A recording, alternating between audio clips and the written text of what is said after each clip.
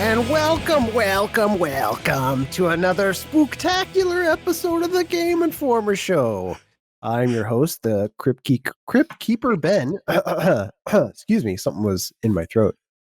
This is the Game Informer Show, and we decided to throw a special spooktacular episode because, as we all know, the G in GI stands for Ghost, and the I stands for Blake.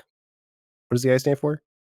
Weirdly enough, Imogen Heap, the popular Scandinavian artist that you might remember from the early 2000s. One of the scariest bands around. That's right. That's Blake Hester, one of our newest editors at Game Informer. We also have Alex Stadnick. Hello. I know I'm terrified by this episode already. That's right. And Kimberly Wallace. Hey, are you having flashbacks to that OC episode where Imogen Heap's song was like, "Ooh, what you say?" and the character gets shot over? Is that what that's from? I've only known it from what I'm only realizing in retrospect are like really bad YouTube parodies of that. Yeah. There's parodies of that OC episode. SNL did a really good one to it. That's the one I know that one from. What plays? Yeah, that's where that song plays. So I had to throw that in there. Wow, that episode, I had no clue what the source was. No, not at all. That's all I see when I close my eyes at night. Is that episode of the OC. I can't get it out of my head. You've already made this episode terrifying. I love it. And it's just going to get scarier because later on in this very episode, we're gonna kind of cut through the playlist real quick because there's not a ton of new games to talk about, but we want to try to rank some scary games, maybe the scariest games of the generation. So we're going to go through that list and rank them, and then community emails, which could be scary. I don't know. We'll scary see. Good time. Yeah, scary good. And then speaking of scary good, we have an interview with Scott Strickart, the senior localization producer of Yakuza Like a Dragon. So that it's probably scary. It's very scary. And the other thing that's scary about it is how much I not mispronounce, but I call the name of the game Yakuza 7 repeatedly, which, as Sega informed me, is not the name of the game. The name of the game is Yakuza Like a Dragon. So I just want to apologize up front. I mistitled the game. It's Yakuza Like a Dragon, but the game is good. And I talked to Scott, who is very knowledgeable about the series. He informs me about the origins of the title and where Like a Dragon comes from and kind of what it means out in Japan. And we had a good time chatting. So stick around for the end of the episode. We're putting interviews at the end because you requested it. So if you have other things you want to let us know about, please drop us a line. With all that said, let's kick off the playlist. I played a very scary game this last week. Amnesia Rebirth. Oh, I'm so scared. The review is already up on the site, so you can check that out if you want. I give it a 7.5. Kim, I believe you've been playing the game as well. Yes, about 3 hours in at this point. Okay, that game, I have to say, starts with my most terrifying thing that could possibly happen to me, which is you get stranded. You've seen this in trailers. You get stranded by a plane crash, and that is like my biggest fear in life. So the beginning of that game didn't go well for me. But as I played on more, I really, like I said, frictional games is just so good with their sound, especially. And it got in my head quite a bit for the 3 hours that I played so far. Now you've taken the entire journey, so... I have. I'm trying to think 3 hours in where exactly you'd be. Are you, without spoilers, are you like exploring some underground waterways?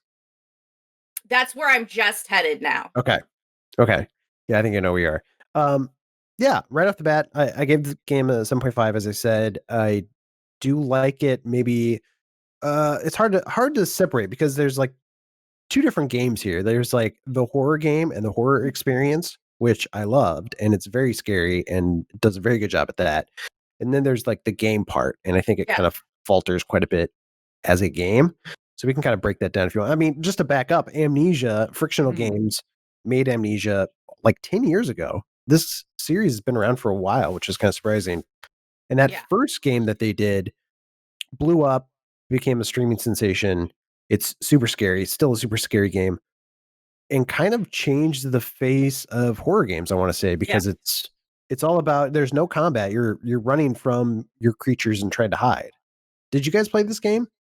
Blake, I Alex? I haven't. I did in college, and then I did on replay last week's episode. Did you poop your pants? No, the pants were not soiled this time around, but it's because we got to the monster at the very end of the stream or of the video. So, but when I played it in college, you better believe we were screaming at like 2 a.m. in my dorm, and it was a bunch of grown men just having some fun. This one made me jump a lot more than the Dark Descent, actually. Seriously? So far, the new one. But as Ben says in his review, and he points it out, he and I think you do a really good job with it, Ben, of saying like, yes, you are on the edge of your seat, and the jump scares at times feel cheap, but they are effective, and they work. You know, like they're very effective.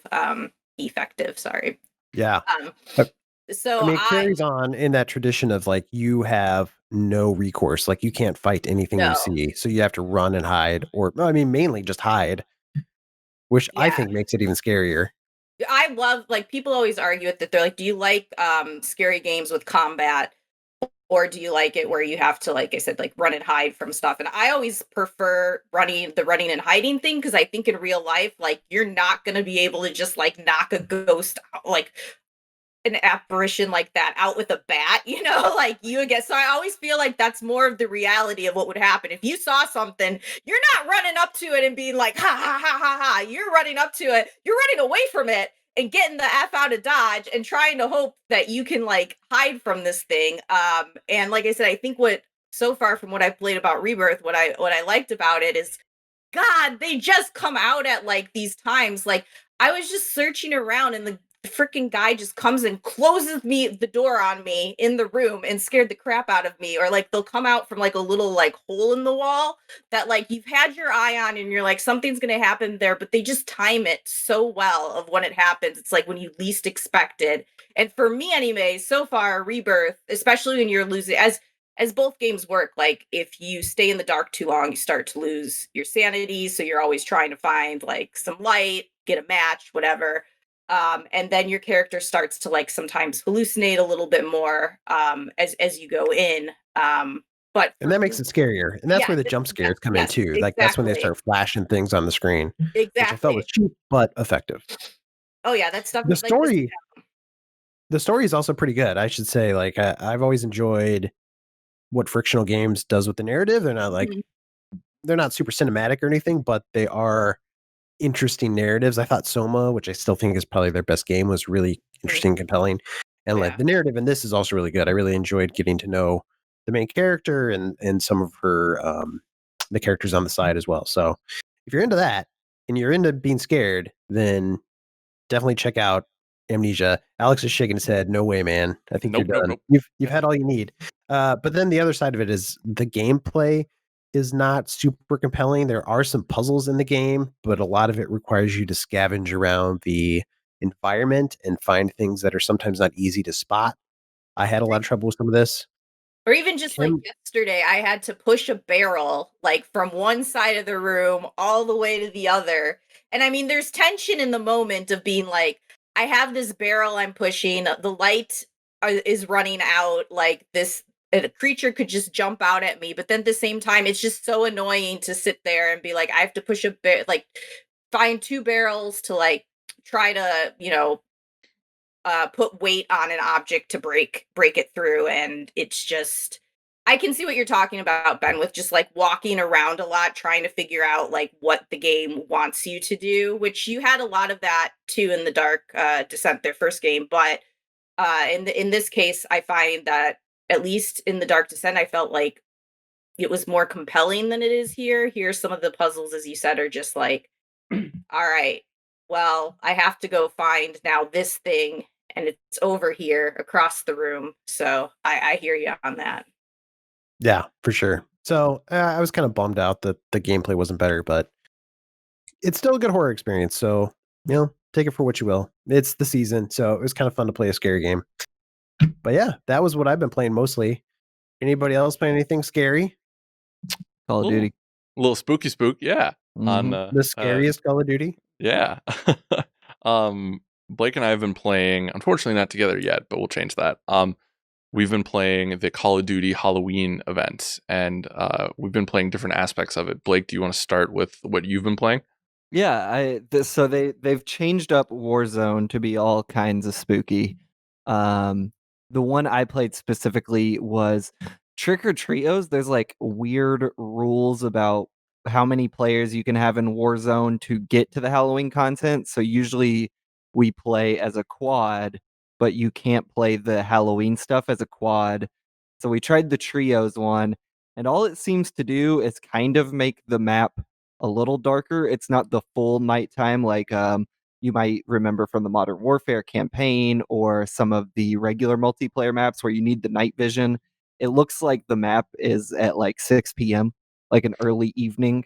And there's like you Witching get like hour. Early do witching what? hour. Yeah, exactly. I said You get like early witching hour. you get like cosmetic items from some of the loot boxes around. I haven't looked at any of those because I don't particularly care about like I don't know a pumpkin spray paint. I'm sure that's about Bro, what it is. get a little But candy box for a pin or whatever. It's great. Missing the oh best really? They have stuff. That is pumpkin kind of spice cool. spray paint now. Come on. I the one thing it does add though that is the worst is jump scares.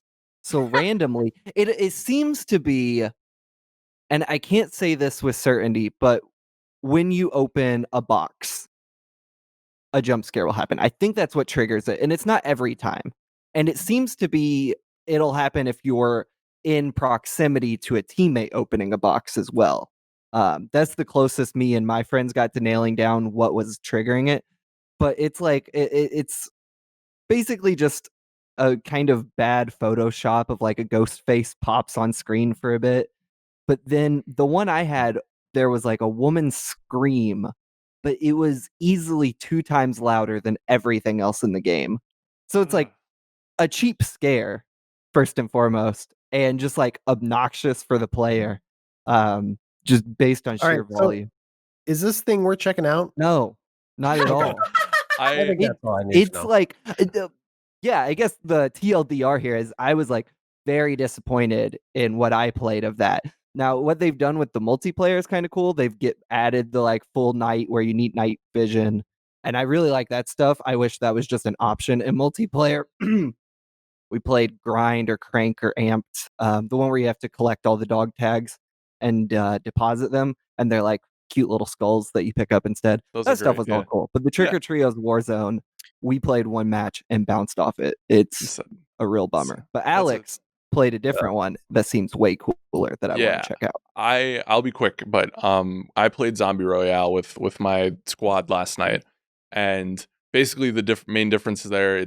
It takes that 6 p.m. witching hour and implements it in here as well. But the difference is instead of going to the gulag, you become a zombie when you die, and the zombies ratchet up the tension in a very fun way, and especially in comparison to what Blake just described with the jump scares. It feels more organic because zombies are running around, and the zombies are actually really fun to play. I debated with my team last night whether or not they're overpowered or not, because like they'll hit you 3 times, and if your back's turned to the 2 zombie players, you're done. Like it's very hard to if you get hit first, it's very hard to get them. But if you can get them from medium range, if you can hit them and land a couple of headshots, you melt them. So it's like there is a balance to that, but I don't know if it's the right balance yet. Maybe they'll tweak it, maybe they won't. But the zombies are really fun. You can literally clear buildings with their jump, and they have a gas grenade, so you can like tactically you can stun people, run in, and then if you kill 2 people as a zombie, you get back in and you parachute back in with your loadout. So I look at it as a very fun, chaotic version of Warzone that I didn't lose my stuff on when I died. I was like, this is just fun BS. You know what I mean? Like this is just I like it for the season. I'm not taking it too seriously. I think the zombies are a fun addition, and I enjoyed my time with that aspect of it. So, Very nice. Awesome. So that was Call of Duty. What's the mode called? Warzone. Oh, That Zombie it's Royale called was. Call of Duty Warzone. Oh Interesting. yeah. Yes, right. Are you So familiar? Yeah. this is the Warzone Holiday event. holiday event. Great. Perfect. Yeah. Cool. So there All you right, Kim. Any other spooky games you've been playing? Well, I've been playing like old school spooky games, but outside of spooky games, I've also been playing some. I did the beta for Dragon Quest Tact, which is a Ooh, new. so creepy. Yeah, well, I mean, Dragon Quest. Come on now. All right, I love tactics games. This is Dragon Quest Yes. inspired tactical game on your phone. What's the deal? So you're basically catching the Dragon Quest monsters and building parties out of them, and very kind of like the same thing. Think of like Pokemon with every enemy's having their weaknesses and trying to battle out across. There's events that you do. There's a story mode. You're constantly trying to improve your party and your monsters so you can evolve them in different ways and level them up and kind of customize their abilities a little bit. I'm very early in the game still at like how far like you can evolve things and they can go. But I'll put you this way, it's not doing anything that breaks the mold or is different for a mobile game, kind of what you would expect from it. But if you're a big Dragon Quest fan like I am and like feel very sentimental when you hear that Dragon Quest music or see your favorite monster, like it's worth checking out. It's free to play. I'm not sure about a release date at this point because I don't think they've said anything officially, but I did get to check it out in the beta, which was cool. And then, of course, on the site right now, you can see my NHL reviews up. So I was playing a lot of that. I gave it a 7.5. It's not an awful entry. It's not a entry that's taken the series to new heights or anything. They added in some new like flashy, fancy deeks so you can, you know, to keep up with the more creative approach the game's taking. It's the faster pace and everything. But with what is the case with NHL, with a lot of the new stuff that they implement is always a little broken at first. So Be a Pro has great ideas, but I had stuff where like my player would do one thing and then what was conveyed on the screen would be another. Like I'd help score a goal and they'd be like, "Oh, you did a good job with that line scoring the goal," but then I'd lose points later on. So like there was stuff that was wonky with it, and also I was really excited when my rookie got like a rival, and then they're like, "All right, your mission in this game is to outscore your rival." My rival ended up being a freaking goaltender, and I'm like, "Of course I'm gonna outscore them." So there's little wonky stuff like that. They put in a trade deadline thing in franchise mode that I was super stoked about to like capture the frenzy on that day, because that day, like, you know, teams are either selling or buying and it's chaos. And like me, when I watch, I keep the screen on while I'm at work and I have to like see every transaction as it happens. You get into this day and the clock just ticks down by seconds like freaking like molasses as you just sit there and wait for someone to propose something. And even if you say like you're a seller or a buyer, nobody, like I got like one or two people and the thing takes like 10 minutes to like kind of go through. It's just um not great. And then some carryover issues, but I feel like, if they're ending the generation this way with some good ideas in place that hopefully they can fully like realize with the new gen consoles next year. So you will be able to play it on new gen consoles, but the game wasn't made with that tech in mind. So you'll be able to play Sure. it, but it's not going I was just going to ask if they were making a next gen version. So it sounds like it's, carrying forward, but it's not much of an improvement. Right, exactly. Not like NBA 2K, which like built a whole version for the ground up that's going to be very different. Coming in a few weeks, actually. So Right. yeah, that's the big difference. So yeah, if you're a hockey fan, this is your only way to really play hockey. I mean, they're saying the season's not even gonna probably start till like January at the earliest. So you might be worth the price of admission for the new rosters and should try the new stuff and the online components, but be prepared to really master your poke checking skills and avoiding them because it's really overpowered in this version. And I'll leave it at that. It was overpowered in NHL 13. Sorry, never mind. Keep going. You won't believe it in this one, Alex. Okay, get ready. All right, I got you. Ben, play us out. I could talk about this all day, but we can't because we got to go. We got another segment coming up. So, Kim, what do you say we kick these scaredy cats to the curb and go talk about some horror games? And welcome back to the Game Informer Show. Kim and I are still here. We're joined by a couple other guests. We have Liana Rupert. What up? How's it going? Dan Tack. Hey, Ben, always a pleasure to be here. Yep. Marcus Stewart, Hey, it's me. and I feel like I should keep listing off like 10 other editors, but no, that's it. It's just the 5 of us. And that last voice, Marcus Stewart, is new. So please welcome to the team. That's right. Hey, I Hey, work congrats, Marcus. now. I've always wanted to do this. Can I just do this? Can you spill your guts? Can I spill my like? Come on, it's time, Marcus. Spill your This guts. is a horror show. Oh crap. Okay. Nope, not your pants. Not your Oh. pants, your guts. Okay, that makes Sort of more like your sense. guts. Yeah. Game Informer after you- hours. Sorry. We're going to talk about some horror games in just a sec, but Marcus, I would love to know just real quick, where are you coming from? You used to be a Game Informer intern, then you did what, and now you're here. I used to be a Game Informer intern, fall 2015.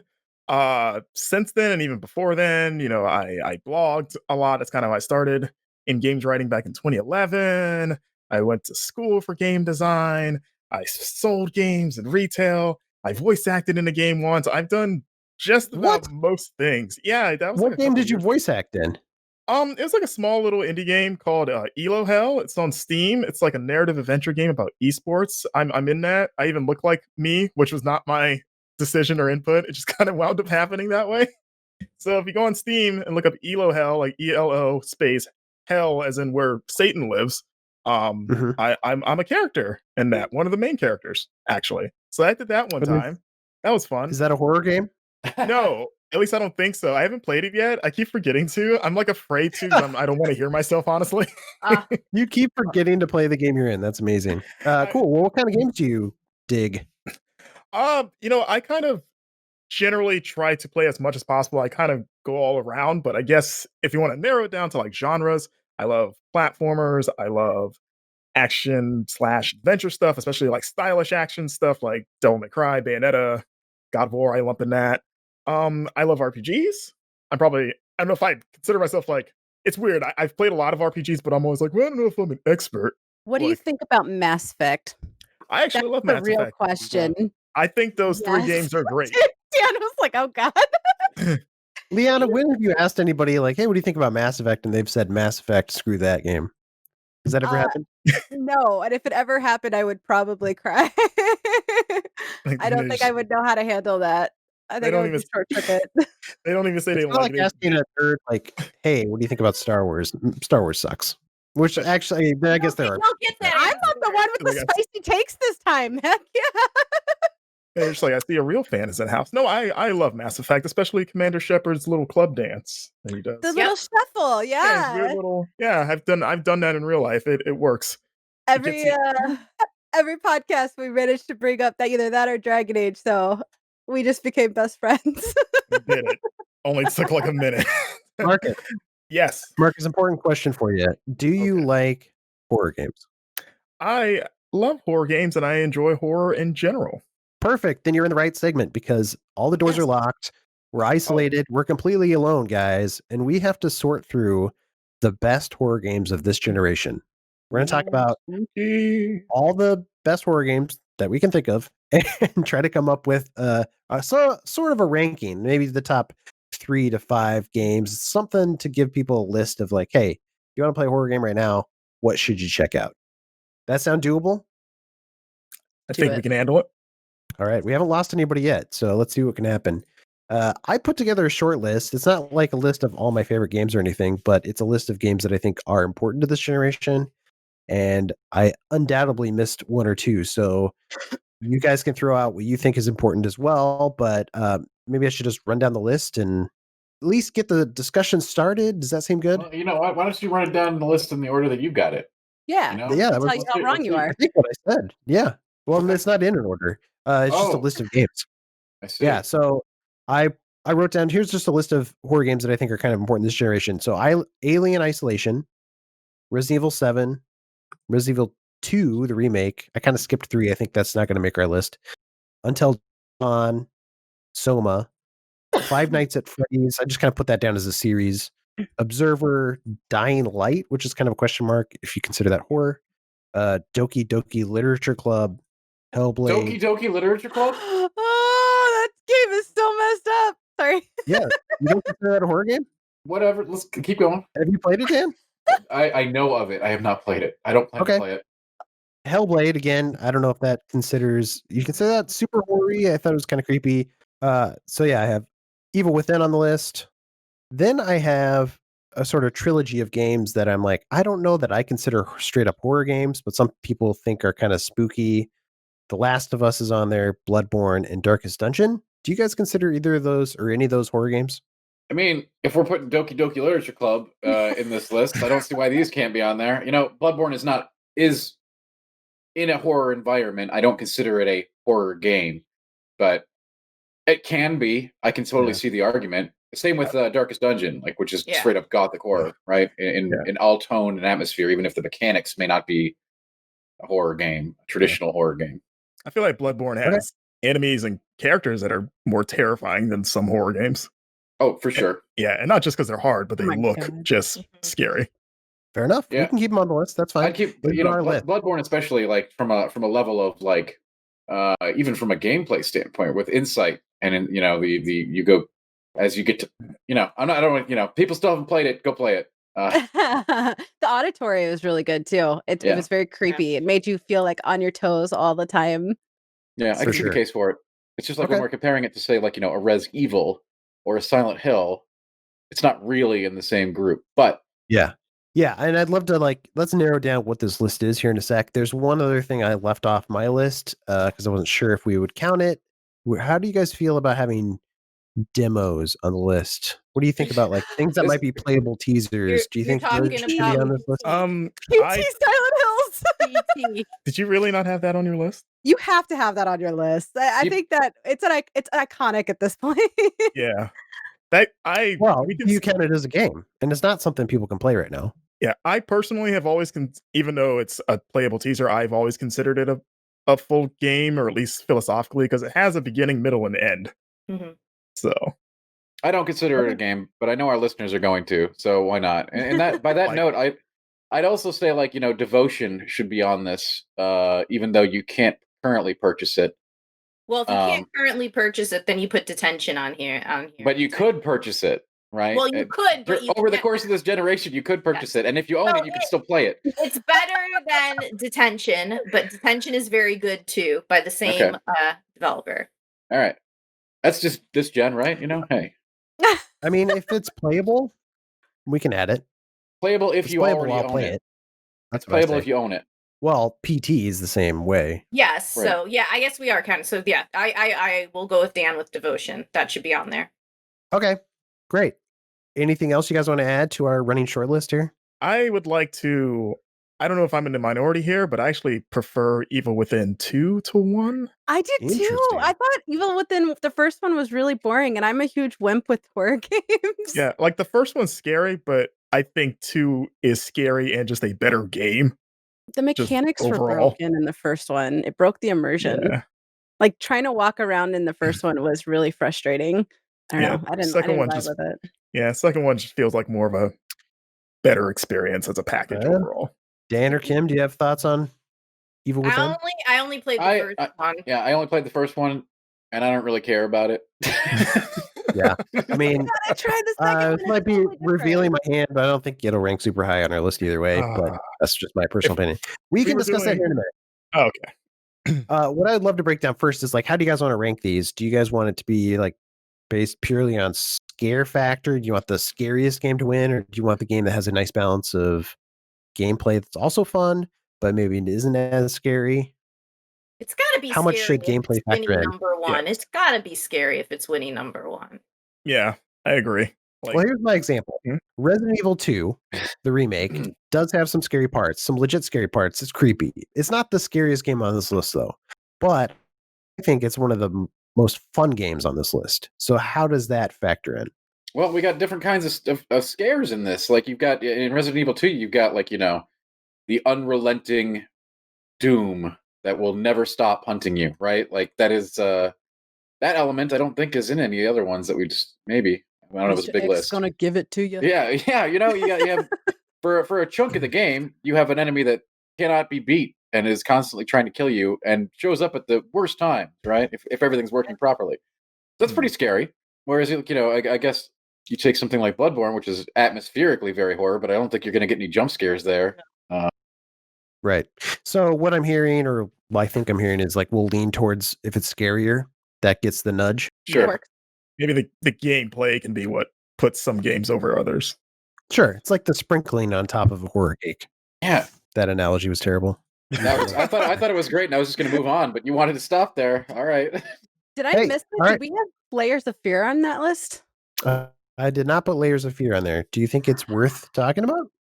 I mean, it had broken parts, but I thought that game was amazing. Yeah. What about Spooky's Jump Scare Mansion? Or what Does that about count as this gen? yeah? That game's hilarious. That game is scarier than some of those games that have been listed off. What about I have a good Observation. That game- Observation was Did I good. not say that? Yeah, I think Oh, you I put did. Observer on there. Observer. 'cause I Observer. get those which confusing. I get those Observer's confused, yeah. weird, but Observation, the kind of where you're playing as the AI on the ship, that game's pretty creepy. It's a different kind of horror, but I think it's Fair. a horror game first. Okay, I sure. can already tell Great. this is going to be very, very difficult. And I'm Nope. already like thinking, We're like, just what would I coming up give with it? list. Oh my god. I think Spooky's All right, Jump well- Scare Mansion should be on there. I don't even know what that I've is. already put it on the list, All right, or great. short list, which is becoming longer. Not so And short. I'm not familiar with this game, Dan. What's Spooky's Jump Scare Mansion? The short version is that it's 1,000 rooms of scares, and there's not scares in every room, but some of them do have scares, and it's very like graphically, you would be like, wow, this is like a 1990s Wolfenstein kind of game, but it has jump scares. That's why it's called Spooky's Jump Scare Mansion. So it starts off and there's not a whole lot, right? The first like couple hundred floors are just like a little cute cupcake jumps out at you and makes this, a really cute noise, like a dog chew toy or something. But then you start getting really weird stuff, like a deer-headed wood god who will chase you down and put ideas and start talking to you. And there's weird stuff coming out of capsules, giant sea monsters. You got to play this game, Ben. Okay, that's all I got to say about this one. Sounds like an Sounds good. acid I'll trip. check it out.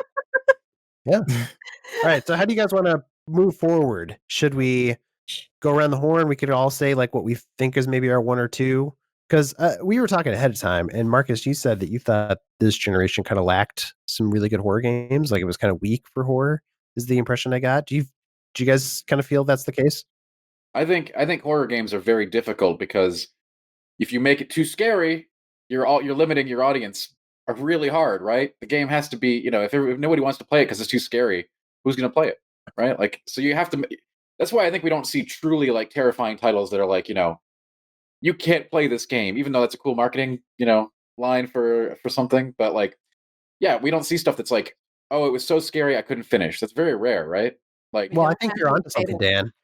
I think don't have that's any why the fatal scariest frames. games are all indie developers. Stuff like Amnesia, frictional games. This is a small team compared to Capcom, which is a larger team. They need it to sell. They need their games to sell across a wide audience. So Resident Evil 2 isn't maybe as scary as it used to be. Polish devs have the best horror games too. They don't care at all. Like, we would bleed blood from your eyes. We don't give a crap. Like, enjoy our game, you scrubs. Like, I love, like, Bloober is like one of my favorite developers. I think they're experts when it comes to anything horror. Even with like a short game like the Blair Witch game, incredibly short but awesome. I'm gonna have to check that out. I did not hear great things about that one, so I've skipped it so far. But if you say it's good, I'll check it out. I'm a wimp. I never though. finished it. Dan, you've seen me with Phasmophobia. Like, I have. I am a wimp. So it doesn't take much to scare me. All right, Alright, here's what I think we so- should do. I think we should try to narrow down our list to like a tight 5 and then work from there. So I'm going to submit Resident Evil 2, the remake, and Soma as tribute. What do you guys think? Do you guys think they can Soma. make top 5? Soma definitely. Said Resident Evil Soma. 2 And and same Soma? with Resident Evil 2 Yeah, as well. I think Like, Resident Evil 2, absolutely. I haven't That's the- played all of Soma, so I can't speak to that. oh, come on, Marcus. The ending is where it really gets you. Like, Yeah, that's only- when it Yeah. all Yeah, settles in. that's Like, what I said. holy crap. I played Listen, I played the first hour for a video thing on my YouTube channel. You didn't even get to the game thing, Yeah. Marcus. No, I talked to a robot who was a man, and he yelled at me when I pulled a switch. And he wasn't happy. Marcus. That was That kinda happened to me weird. yesterday. Marcus. That was the toilet, Dan. Oh, Sorry. Oh I yeah. didn't mean So here's what I love about Soma. Soma it does a good job of psychological horror too. I think the present horror, the visual horror is there as well, and it's definitely a creepy game in that style of Amnesia, which we talked about earlier. But it also does a really good job, without any spoilers, of the narrative being something that really leaves you thinking. And if you think about it enough, it is super creepy and unnerving. And so just for that level alone, I think it does a really good job of sticking with you. I feel like you could see it really happening too. Like as technology progresses, like you could see, I mean, maybe for somebody like super rich, but like I feel like you could see that happening. And that's even more terrifying because it's like that existential crisis of, am I even real? Like, who am I? And I don't know. That was one of those games that creeps under your skin and it affects you in ways you won't know until like weeks later. For Unless sure. you're not a wimp like me, then it probably won't affect you much at all. You are the strongest. I get it. Anybody else have any games they want to submit here? I just Devotion being limited to this generation is very strange, but I think Devotion is like a really good 2 hours of atmospheric horror that doesn't. There's a couple of really good jump scares in that game, but it doesn't beat you over the head with it like Outlast. So it's like by the time those jump scares do hit, they get you. There's not many of them, and there's some other really disturbing content in that game as well, and that's always good too, right? Like gross out body horror, always fun. I'd say Devotion is really good. Like, you can't play it right now, though, right? So that's a problem, unless you already. Yeah, well, like, and I would even put Detention up there too, because I really like that one as well. Because I think what those games capture is kind of what I like about like old school survival horror. Because like I was really into playing like that on PS1, PS2. So like Silent Hill 2 is one of my favorite games. Fatal Frame 2, Crimson Butterfly is one of my favorite games, and Devotion kind of has that just like creepy, absolutely twisted, messed up. Devotion and Detention both do this in a way that like we just don't get that much in, as we were talking about, in horror games now, because developers don't want to limit their audience so much with that kind of niche stuff there. But it brings me back to that because like God, to this day, Fatal Frame 2, I still talk about it because that game, just the story is so screwed up and messed up. And then you have to freaking look at these freaking ghosts in the face and take a picture of them, which even sucks more. Like those, like I said, for me, that's the kind of stuff I like. And Devotion, Detention, those games capture a little bit of that for me, which is why I really like them right now. And as Dan said, I feel like they don't overdo it. It's not like, how we talk about earlier, like the cheap jump scares and whatever. They build up to them and then it just like gets you because you're just like, whoa, there's that moment. Or like, I wasn't like it catches you off guard in that good way. Great. Yeah, well said. Ben, Marcus, did you have another game you want to talk about? I just thought of this when I should have. It didn't come to mind when we were pitching games, but did anyone play Perception? Oh no, I want to though. That's on my list. Is the I heard that was amazing. The blind, that's the blind. where you play as the blind girl in the haunted house? What? Yeah, like you play as a blind girl who you can only see pretty much like Daredevil, where you have to make sound and kind of use echolocation, but you're exploring a haunted house. So it's like already terrifying because you're like things are moving around, but then you like unless you're making sound, it's just pitch black and you just hear things happening around you. Was that this gen? That was this gen. It was like 2015, something like that. I need to check that out. You think it's top 5? I don't think it's top 5. It's probably not top. I think it's worth mentioning for how unique it is. Like, no, it's one of the more unique concepts, and I really love the ideas with it. The execution just isn't the greatest for that. So that's why it's like when we're talking top 5, no, but I do like the shout out on it because that's one that people I think don't always remember because it didn't get as much hype, but it really is a cool idea. And I remember doing a demo for it like way back at GDC and just being like, this is a really like, it's a good idea. It's interesting how they execute it, but like functionally, it's just not all there where it needs to be, but still cool game. Great. So Ben, Perfect. I've got a question. Dan, did you have something you wanted to add? But it depends. Like if we're counting a demo, can we count early access? I think we said if it's playable, then yes. Playable, but not complete. I'm not going to actually say Phasmophobia. I think I want to see more from that one. That's a really cool co-op horror experience that I think should get an honorable mention because that's very rare to have sort of a co-op experience in the genre. But I was actually going to say Visage, which to me is a more fleshed out realization of what PT was trying to be. A little bit more meat on the bones there. Even if it's not PT exactly, it's certainly PT inspired. And we haven't heard anything about it in a very long time, but it does have 2 completely playable and completely chilling chapters available already, and I think it's really good, really scary. You think it's top 5? I do, but it's what if it comes out and it doesn't live up to what it's already got out there? Then I'm in trouble, right? So, but I would say Has yes, anybody else played Visage? based on what I know of it right now. Mm-mm. I haven't No, I played haven't it. played. Nope. Well, I'm willing to trust Dan, but Dan, this is your credit online, man. I do, so I don't want to give away too much, but it's you play through various stories about, and each tied to a character in the house, a family member who died in a horrible, horrible way, and each character is associated with a different object that you use in their story. For instance, like the girls is a camera, and you have to use this camera. You'll lose your light source, and you can only see with the camera. So and it's That some sounds particularly terrible. horrifying moments. You have to like keep taking pictures as you watch things Fatal come frame. out at you. It's Yeah, very that's it. scary, quite scary actually. Like I said, games aren't scary enough in the genre or whatever, but like I was genuinely creeped out playing this one, and I can't wait for it to actually come out for realsies. I Yeah, haven't heard I'll anything from check the it out. developer since like, February, so I'm kind of concerned there. I hope it's going smoothly. So would you put that above? You said you think it's above PT? I think in your most mind? people love. I think most people have a lot of adoration for PT. I like PT, but I will always consider it a proof of concept kind of thing. I don't think the whole game was going to be that experience, right? That was just like a cool little experience. I don't ever think that was going to be extrapolated to an entire thing. You know what I mean? Didn't But I think Kojima say that was like the purpose of the marketing though, like that it was a full experience, but they wanted to market it like it was a noob experience so that they could get away with like the studio behind it. Then I think I remember reading I that don't know. somewhere. Kojima makes stuff up all the time to like Yeah, sound true. goody. so I thought he said like early on that like PT, like none of That's that would true. be in the actual game. yeah, Like I thought I heard that. Yeah. like Really? That's there's no totally Lisa ghost opposite. or anything. So I did hear I there was think no that Lisa. well, I think that makes a case for it because for me personally, PT is the best horror game of this generation. Yeah, That's my let's put number PT. Let's put one. PT. No, So they're gonna run us out of town with pitchforks and fire like they did Frankenstein and Yeah. Dracula if we don't put it on the list. So yeah, I think the we fact may that as well. I think that it is a standalone thing now because it was already a standalone thing when it came out. Because even if Silent Hills had happened, it was going to be a completely different story and setting than what PT was.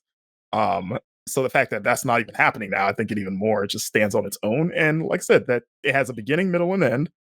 It like if it was called anything other than PT, that could totally have just been like, oh, just a small little horror indie game that Yeah. you can get Yeah. through in like an hour or two. It's one of those games that I think the legend around it has elevated it a little bit more than maybe it deserves. And I say that even though I like PT a lot and I think it's super scary.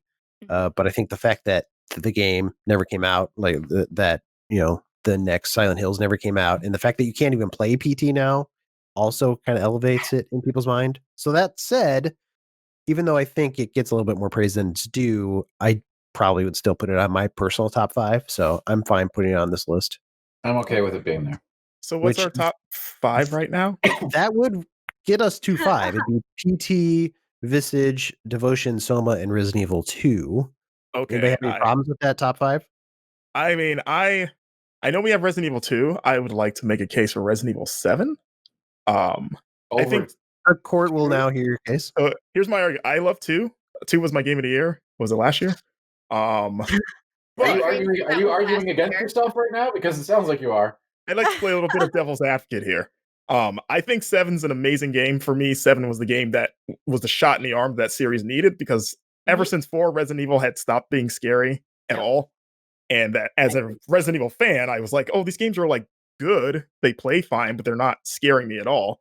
And 7 to completely kind of go back to the drawing board with the series, with going first person and just kind of going back to like, hey, just one setting in a house.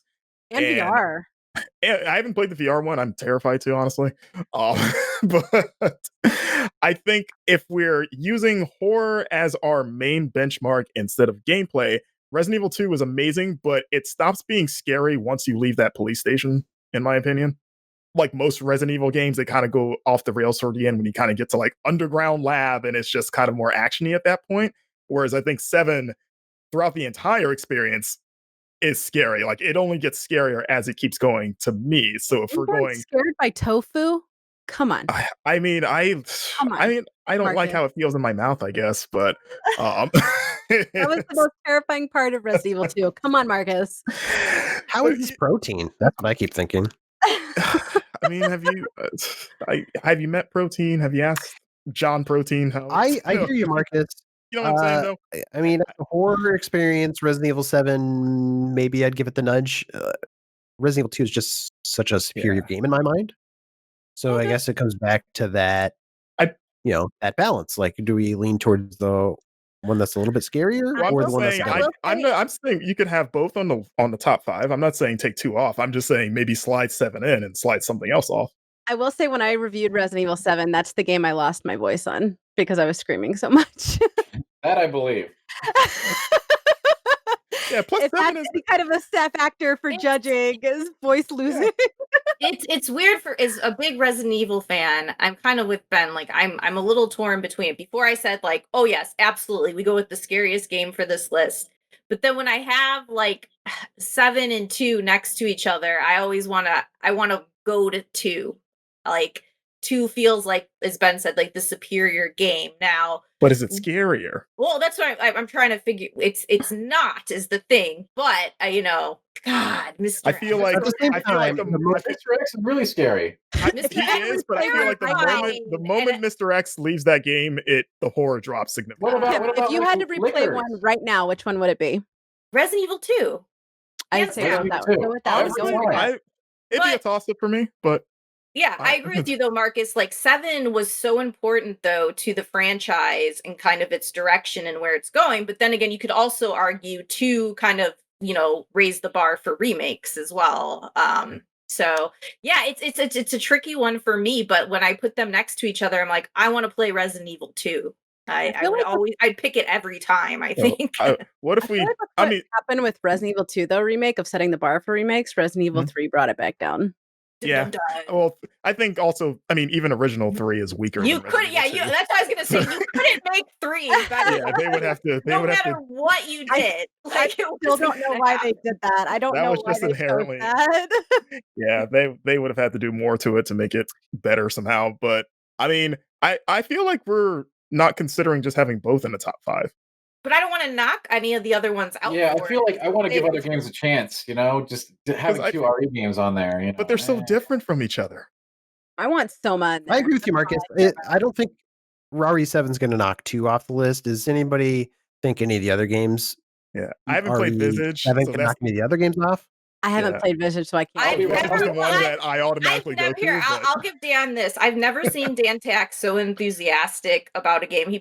Like I said, he plays as many scary games as I do, and we're always talking about them. And I've never seen him be so passionate. And like this thing actually really, really freaked me out, scared me.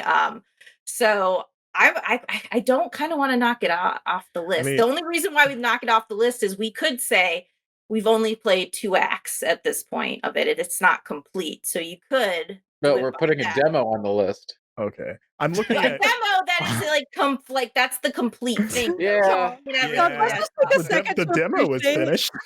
Can we just take a second to appreciate Ben's face right now where he's like plotting our murder individually? That's the real horror game. I'm never inviting all of you on ever again. Everything's so complicated. He just starts taking on more and more demonic features in his face. Okay, I'm looking at Visage right now because I haven't actually ever seen anything. It does look scary, but it also looks scary because it looks like PT.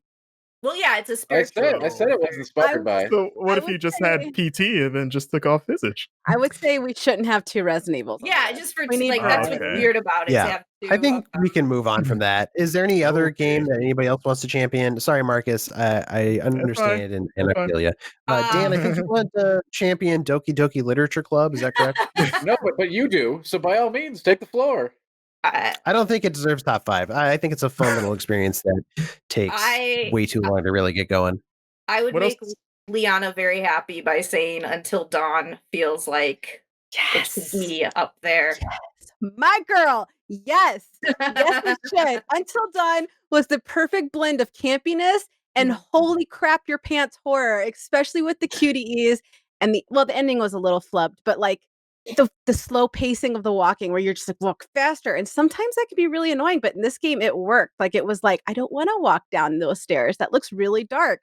And then the fact that you have to walk very slowly freaks you out. And the campiness was so balanced. It was so perfect and cheesy and everything we like about D-list like horror movies, but it was done in a way that makes sense and that didn't come off as too cheesy. Like it balanced that line. And I don't know, it was just the creature design was beautiful. The twist of who's on the table and who put them on the table was crazy. And like, I don't know, Until Dawn was that was that was an emotional roller coaster for me of like the twists, and even when it's so, you know what, it's like so bad it's good. Like that's what a lot of Until Dawn was with like the campiness and all that. But what I like too is like that challenge of trying to keep everybody alive and just the stress of that in your mind, because I wanted to get to the end with everyone. I obviously did not because a QTE here or there, miss. Dude, that'll kill you. I had to do it. I literally did a second replay through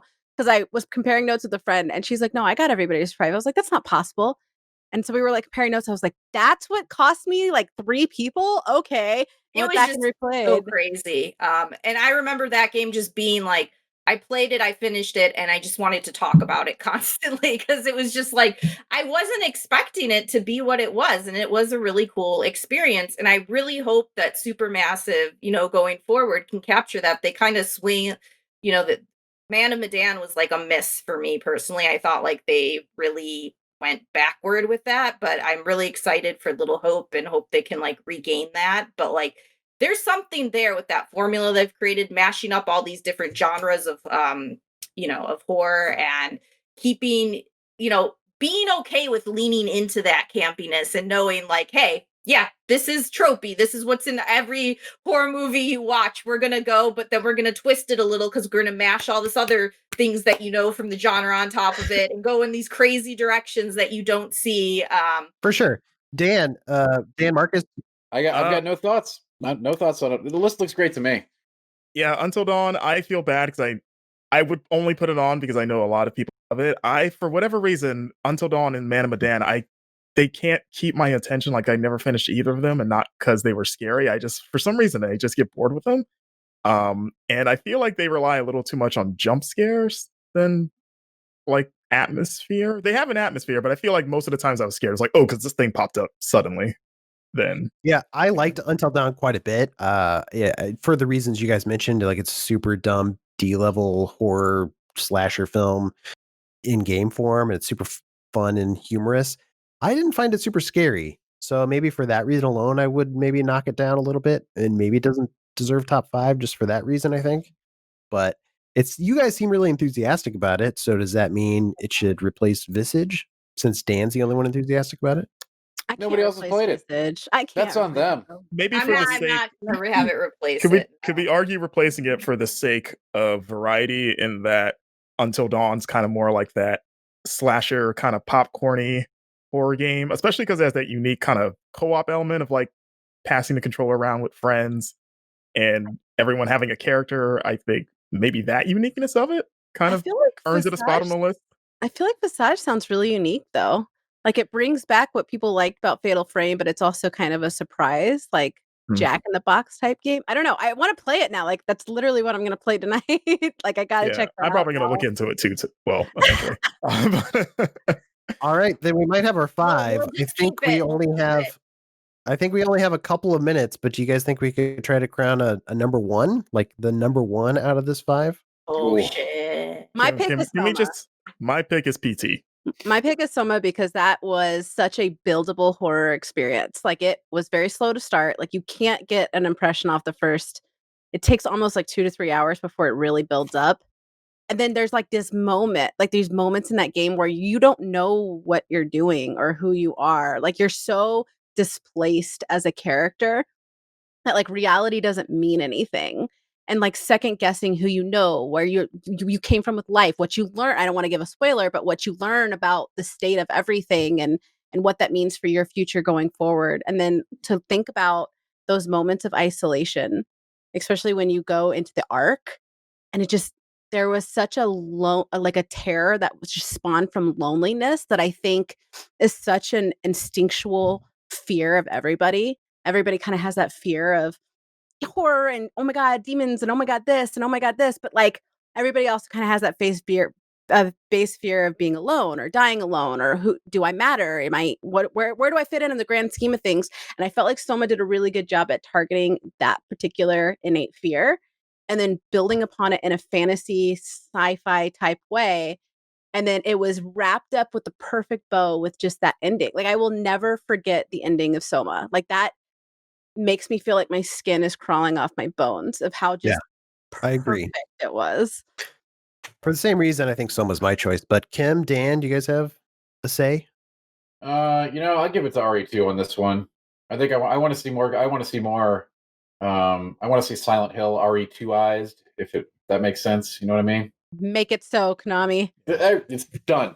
You might have to. You might have to buy Do it. Silent Hill from them at this Well, point. Phil let's Spencer, make it happen. let's talk. Make it so. I'm Got an actually, extra 7 billion.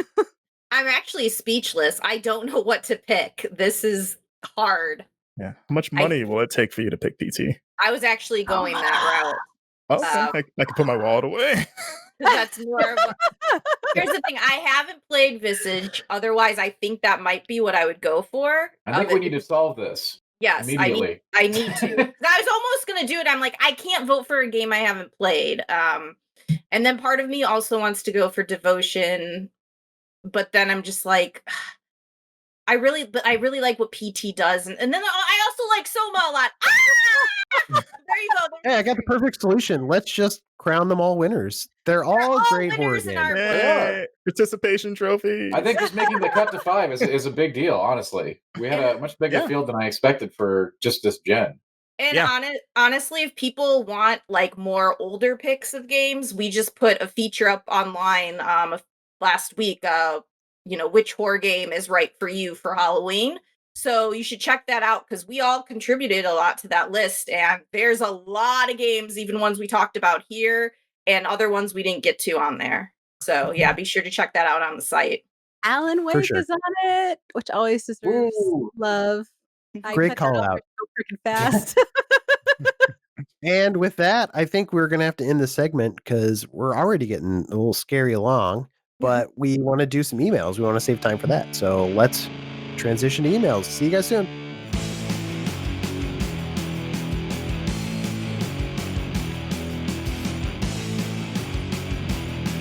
Hey, welcome back to the Game Informer Show. We are here for some community emails. That's right. These are emails that you write in to podcast@gameinformer.com. You can ask us anything you want. You can send us submissions for required reading, which is our list of games that you should definitely play if you are a gamer. So putting together a list like that. We're doing character rankings as well. So you can send us your characters if you want. Or just ask us a question, any question. We love it. Like Crunchy or smooth. I have a Alex? question. When are we doing the horror rankings? Are we doing that today still? Yeah, we just did that, Alex. No. Were you locked in a closet the whole time? No. I was gonna be on it. I'm chief scary game guy. That's my genre. No, we'll just re-record it. It'll be fine. Oh. Like, what's happening? That's the voice of Alex Stadnick, producer here at GI. Also Marcus. Hi. Marcus Stewart, how's it going? And Liana Rupert. What up? Again. How's it going? We're here to answer all your questions, like this first one that came in from Matt near Philly. I don't know what town that is, but apparently it's near Philly. He says, first, I wanted to compliment the new crew on the Phasmophobia stream. He says, please make spooky games with Liana and Alex a thing. Congrats, guys. Yeah! You guys did it. Make sure you specifically compliment Alex, as he really needs a pat on the back. Good job, Alex. I do actually, in life in general, but that's very kind. Alex Shout was out. a true MVP during that. He championed the good cause. Yeah, getting the hell out of those houses. That's the good cause. So Matt says, what spooky games have you attempted and stopped or not started because they are too spooky? I put Evil Within 2 into my console, but I never played it. Yeah, as it should. My answer is almost all of them. I could barely get through a horror game, if we're being honest. The most recent example is I tried Resident Evil 2 this year, and boy howdy, there was a couple of jump scares that I don't even think were like planned. It was just how it was organic. It was the zombie like right behind a couple of doors, and I threw my genuinely like dead ass threw my controller across the room, and I was like, done. I'm never going back to this again, and I don't care. Like, I was like, or well, any other games because my controller's broken. Yeah. I'll try them, and I Alex is our Game Informer cinnamon roll. Like, we have to protect him at all costs. Wow, I don't know if Alex should be offended or not. Like that's we can talk about that off camera. I don't know. I like cinnamon rolls though, and cinnamon rolls make people happy, so I guess that's a good thing. See? Yeah. That is what it is. We have to protect you because it's protecting our happiness. There you go. Good thing. we talked about PT in the last segment, but PT is a game that I had to walk away from a couple of times in the middle of. That was a hard game to play. Yeah. Mine's probably the original Amnesia. Like when that came out and was kind of lighting the world on fire, I tried playing that a few times and got maybe not even 5 hours, maybe like 3 or 4, and just couldn't do it. And I love horror games.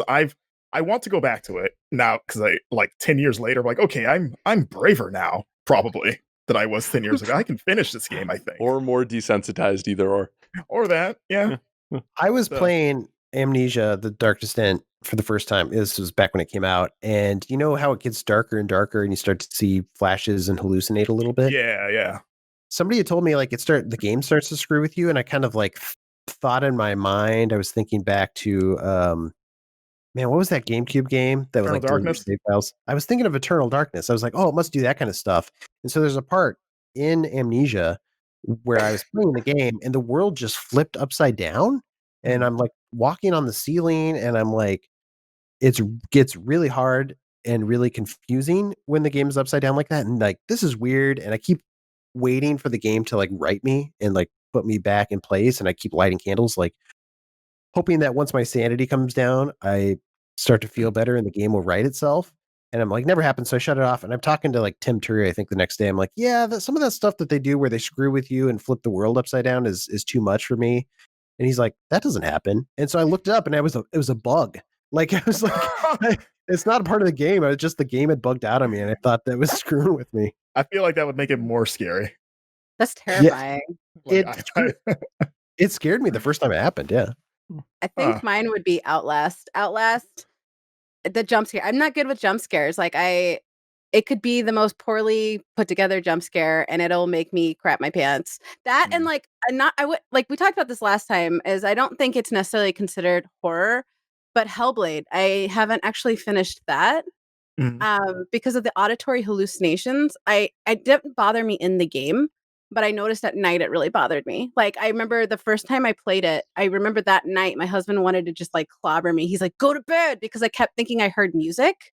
And I was like, what is that sound? He's like, there's nothing. And I was like, no, it's like violins or something. Like, what is that sound? And I kept like every time I would play it, I would have that sound at night. And then I didn't play it one day and then I didn't have that sound. I was like, okay, this game is obviously affecting me in ways that it's probably not supposed to. And I don't think I should finish this because it was really messing with me mentally, which is the point. But like, oh my God, that was when you craft your game too well. Yeah, that's crazy. All right, next email. We have an email from Daniel. He writes in, he says, first off, I have to say I love the show. I listen every Friday at work. The intro and outro music always bring a smile to my face. The nostalgic feeling, if you will. Can you believe this, Alex? Somebody's writing in saying they love our music. I appreciate it very much. Thank you. Brings a tear to my eye. A lot of sweet people in this week's email section. I love it. Yeah. My question is this: with the collaboration of Steve in Smash Brothers, Microsoft and Nintendo collaborating in that case, we see big companies are capable of working together to enrich the quality of games by lending or maybe contracting out their characters, blah, blah, blah. And so he says, I would love to see more of this. So what 2 different franchises, games, etc. would you love to see in one big mashup? And he has a second question, which is very similar in my mind. It's like, if you would love to see a series of sort take the Marvel cinematic approach and be like, where it's like one game franchise starts to appear in another game's franchises, and it's Yeah. like one big world there's multiple games in. Like, what would you guys like to see? I feel- Oh, sorry, go Oh. ahead. What was it? In terms of the pure mashup, I would love to see Metal Gear and Kingdom Hearts, purely because, as a fan of both, Metal Gear more so, I've always maintained that those are the 2 most confusing lore in video games. So to put them together, it would just be this incomprehensible mess that would be beautiful to watch. And What if it honestly, goes Nonsense, so yeah. far around Chaotic evil, aren't you? sense, just maybe somehow maybe it makes both of them super clear. They cancel each other out, and then you just understand both better. Also, Metal Gear is so wacky that you probably could get away with having Mickey Mouse show up. I mean, it's the same franchise that has like a flaming whale and joysticks moving on its own. So you're like, Donald Duck's here. Sure, why not? you never saw Under the Ninja Mask. That is true. I was wondering why he kept throwing little fits and stuff and quacking. Gray Fox, more like Foxy Mouse. I don't know. Carry We'll on. work on it. We'll work on Yeah. it. And then honestly, the shared universe stuff, I was kind of hoping we would get that with Avengers and Insomniac Spider-Man. I was hoping they would, but they've already said that the Spider-Man coming is their own Spider-Man. But Okay. I would, I was wouldn't count really. it out. I wouldn't Yeah. count it out. You think they're lying? I think, I think, yeah, I think. I mean, they're I hope lying. so, because I was when they announced Calling that you out, Avengers Insomniac. game, and you see Avengers Tower in that Insomniac game, you're like, I think Are you a comic guy, Marcus? I'm a big comic guy. I'm a big Spider-Man guy, much like you, Ben. Yeah, man. Power to the people. You excited Yeah. for Miles Morales game? Very much so. I should have worn my Yeah. Miles Morales shirt. Can't wait. Well, cool. Anybody else? Any thoughts? I mean, to be a little unoriginal, I would love for Sakurai and the Smash team to get a shot at PlayStation All Stars, and we'll throw the Xbox characters in there too. I liked PlayStation All Stars, but it missed that certain, je ne sais quoi that Smash had, and I think having Kratos be a high level character that's taken on Mario, and then throw Master Chief and Steve in there.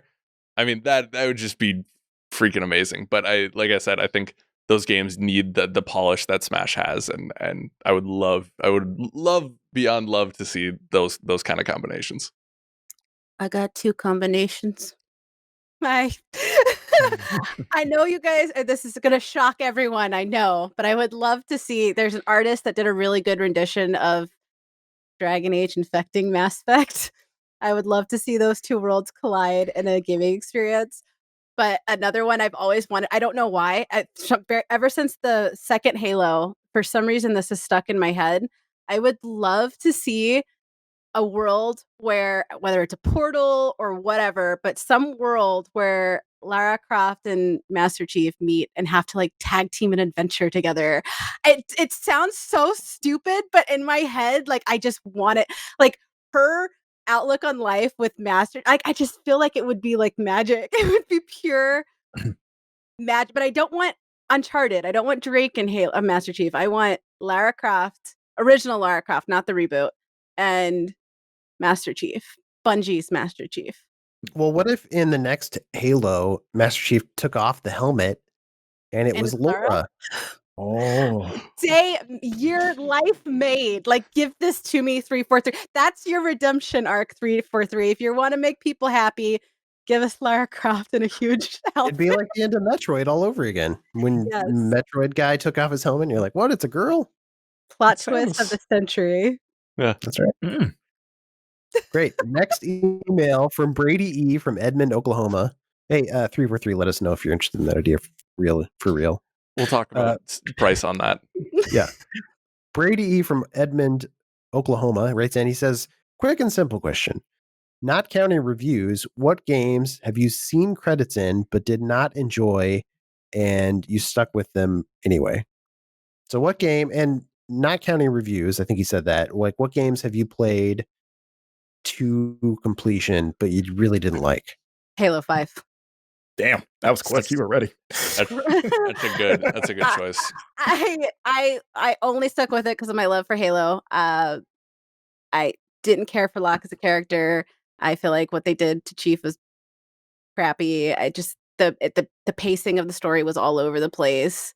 The multiplayer wasn't enough to save it. It was a mess. It was a mess, but it has the Halo name, so naturally I have to play it. But like, I think we've talked about this before because I think that is the best answer. I've never really seen a marketing campaign that much infinitely better than the actual game itself, and because everything leading up to that was perfect. You had, Blue Team coming back, you had Linda and those characters coming back, and that ending was just dookie. Like, and the tie-in comic with Linda, the tie-in comic from Dark Horse, or was it Titan or Dark Horse with Linda? I was like, you guys had it set up, like you had it on a silver platter, like yeah. And I guess I didn't hate Locke like some people do. I understand why people didn't like him, but I think we've been over this, right? That's why 343 is taking their time with Infinite. Like they have a lot to prove with that. But yeah, 5 is. I remember beating it, looking around the room. I was like, that's what they did, huh? That's how they're gonna end this. I was like, it certainly was a choice. Damn. I feel like for me, I have more answers to this than I wish because I had a long phase of intentionally playing terrible games to see if I could finish them, but which is a whole other story. But I'll go with Castlevania Lords of Shadow 2. I'm a big Castlevania fan, and I love the first game so much. It solved the equation of how do you do this series in 3D. And at the time when 2 came out, I was in college, and one of my best friends / roommates, we were both into Castlevania, and we both love Lords of Shadow. So when Lords of Shadow 2 was coming out, they had the demo, and the demo was incredible. In fact, that game had the reverse problem of the first game, where the first game starts out really slow, but then it gets awesome, where 2 starts out awesome, and then goes to crap. And so we're like, man, this is gonna be great. And when the game came out, we made like an event, like a holiday of it, where we woke up, we went to like a pancake place and got like giant stacks of pancake breakfast to celebrate Lords of Shadow 2 coming out. And then we went to GameStop and got our games at the same time. And we're like, we're gonna go home, we're gonna play this all day. It's gonna be the best day ever. Like just on cloud 9. We get home, she goes in her room, I'm in the living room, and we're playing it. And then as the hours kind of go by, and then it's just like that slow realization of like, oh no, they're making Dracula sneak. Like he's like, what are they what are they doing? And then it was like that, like, when you're a kid and you trick yourself into liking things that you wish were better but aren't. I had that. And then it was this moment, right, when we're knocking on her door, and I'm like, hey, where you at right now? And she's like, oh, I'm here. And we're just kind of having this awkward, like nobody wants to break the ice first of like, this isn't fun, is it? And we're just staring like, so it's okay, I guess. Yeah, it's good. Yeah, okay. I think it's okay. And then, but no, that game's garbage. And the fact that we made such a big deal out of it made it even worse that it You're was not garbage. wrong. You're not wrong. And you felt like you had to finish it, which is crazy. Yeah, we paid $60, and we're like, well, maybe it gets better, and then it just does not at It's all. loyalty to the brand too, like just like the That Halo. Like too, it's your love of it. You want to love it. Like maybe it'll get better. Like just give And me then- something to hold on to. and then it killed Castlevania Yes. because we haven't gotten one since then. No, that is sad. Isn't that crazy? Yeah. I don't know what Konami's done. Speaking of loyalty to the brand, I played through all of the mainline Zelda games, which there's a lot of great ones in there, but I'm trying to remember what my least favorite is. I remember chugging with a couple of like the handheld ones, and the Spirit Tracks, which is the train one on the DS, was specifically really rough at times, where you're like trying to navigate your train through the tracks, and some of the dungeon design was like really tedious, and you had to like replay a certain dungeon over and over again. So, I mean, that one comes to mind as a game that I finished because I had to complete the series. Yeah.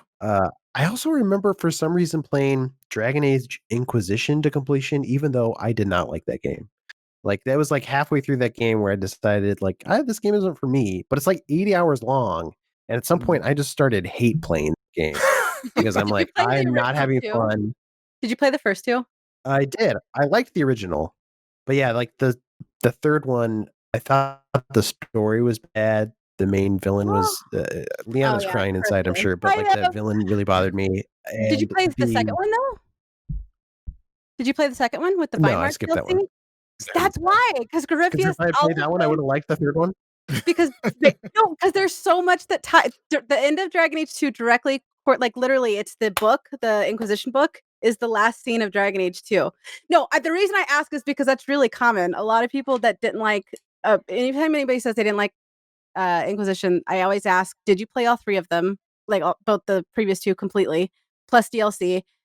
And did you get out of the hinterlands? Because the hinterlands last for freaking ever. That's the worst decision they ever made. But like Inquisition Yeah, I rests finished it.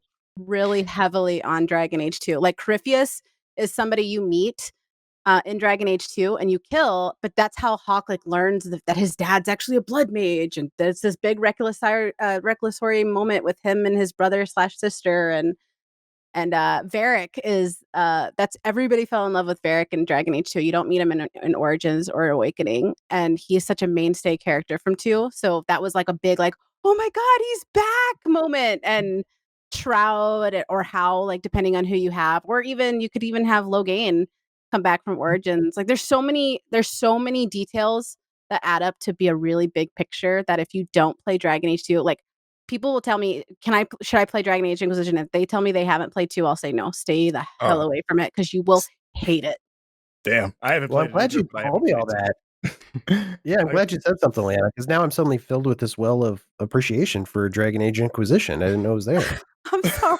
I had to do something. I had to. You know me. You take I took the bait, man. Also, Marcus, did you have something you wanted to add to that? I mean, I love Dragon Age Origins. I never played 2. I've owned Inquisition like 7 years or whatever, and I've always meant to go to it. So now I'm like, oh man, I should just burn it now. Don't I have play no it. intention of playing 2. Yeah, but I don't feel like play it. I feel like I should play Inquisition just because it's one of the bigger games of this generation, even though I know how divisive it was. Don't play it unless you play 2. If you play 2, there is a way to really enjoy. I actually did a podcast about that. Of like the first time I played Dragon Age 2, I hated it. I gave it a really crappy review. I think I gave it a 4 out of 10. Wow. And I hated it. But I'm a completionist, so I kept going back to play the romances because I wanted to see it. And then there was this moment where like they pigeonholed the crap out of Dragon Age 2. You have to play a certain way with a certain type of Hawk with certain dialogue options, and you almost have to play a mage in order for the game to even make sense. And then once that, now I think it's my favorite. Liana, is this like a Stockholm situation, Stockholm syndrome situation? Is that what's happening here? That you've been taken captive? It's just unlike the Mass Effect series, BioWare really pigeonholed themselves with Dragon Age. Like they're so disgustingly reliant on each other that if you don't play any of them, like one of them, it throws the whole thing. Versus Mass Effect, they had like the Rival DLC and Genesis and things like that, where you didn't really have to. It's better to play the previous ones, but you didn't really have to. With Dragon Age, it's so lore heavy and so much intricate details. Like every story has backstory, and every backstory has 10 backstories. That if you miss one of the major components, including the DLC, which is really crappy, because if you don't pay for the DLC, you're going to miss a big component too. And the books play a huge role. If you didn't read the books, the Selene mission won't have as big of an impact, and Cole won't really matter much to you unless you read the book. Like Marcus, you got to read the books. It's very reliant, man. Like I don't know how to read. Me too. Yeah. That's crazy. Yeah, that could be a whole podcast. That's that email. We can move on. Do you guys want to rank some characters? Yes, I've been waiting for this. This is why I agreed to work here, actually. That's why you applied. This is the reason. This moment. We took a hiatus for a couple weeks, but character ranking is back, baby. We're back. Cue the music. Blah, blah, blah, blah, blah. So many characters, find out where they go on Game Informer's arbitrary ranking show. It's science. Great. So Tom from Washington writes in. You guys have you guys know the Game Informer Show's ultimate character ranking list is on the website now, so you can follow along with us if you like. So you guys, I recommend checking it out as well if you're listening at home for funsies. Although that might spoil the surprise because we are updating it. But yeah, so this first list, it's not even a list. The guy just wrote in one character. You can send in up to 3 characters if you like. Podcast@GameInformer.com. But Tom from Washington writes in. He says, "Please consider Lamar from GTA 5 for your best character thing." That was the whole email. So I don't know. What do you guys think? Should we consider Lamar from GTA 5? Like just even we put should him on the consider him. list.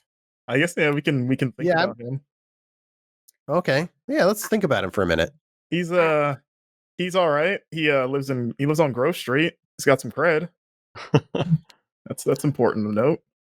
I have a big grudge against GTA 5, so I am going to sit this one out.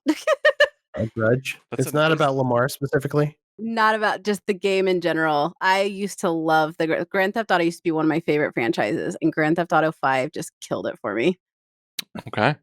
I feel like looking at the list now on the website, Lamar's better than probably the first, or like the bottom. The first character? 6. Oh no. What? Better than Ellie actually. He's probably like Dang. the new 29, maybe. I or think or 30, but I don't know how it. Do we want him in the list at all? I think if Tom Johnson or who's the Toe Jackson, Toe Jackson, and then the hot dog salesman is on it, I think Lamar can go on on this list. Is Lamar even the best of the 3 in GTA 5? No, but I think he had the best moral compass of the 3. Yes, which is not saying anything. I was gonna say he was the one I think I rooted for the most in that story, though, because I like to identify characters, and for sure he felt like he was a good counter to the insanity and the douchebaggery of the other 2. So I won't lose sleep if he's in the 20s. But I think that's a good spot for him. Yeah, I feel like he'd be in between. So Lamar Davis, is that who you guys are talking about? I don't remember what his last. Lamar is. Oh crap! Are we getting character? Is Lamar the main character? We're thinking of Franklin. Was he the best? We're thinking of Franklin. Oh crap! Lamar was his friend, right? Yeah, Lamar is his friend. Oh my god! Lamar is like he's got a green hat. That's what I remember about him. Oh, yep. I guess you could apply everything that I said about Franklin to Lamar, just to he does live on Grove Street as well, and I think that's still worth quite a bit. He likes green. Yikes. I'm glad. And this is the day we lost a ton of subscribers.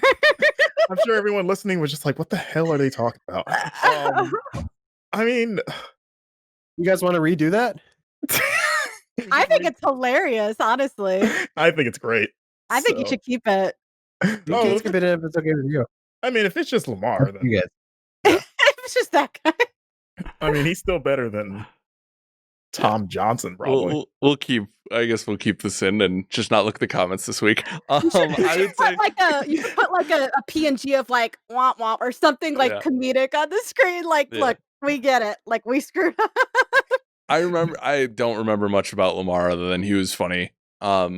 He was funny sidekick. Yeah. I think he kind of goes in the 29, 30 range, I think. But even I think maybe 31 under Eddie Riggs.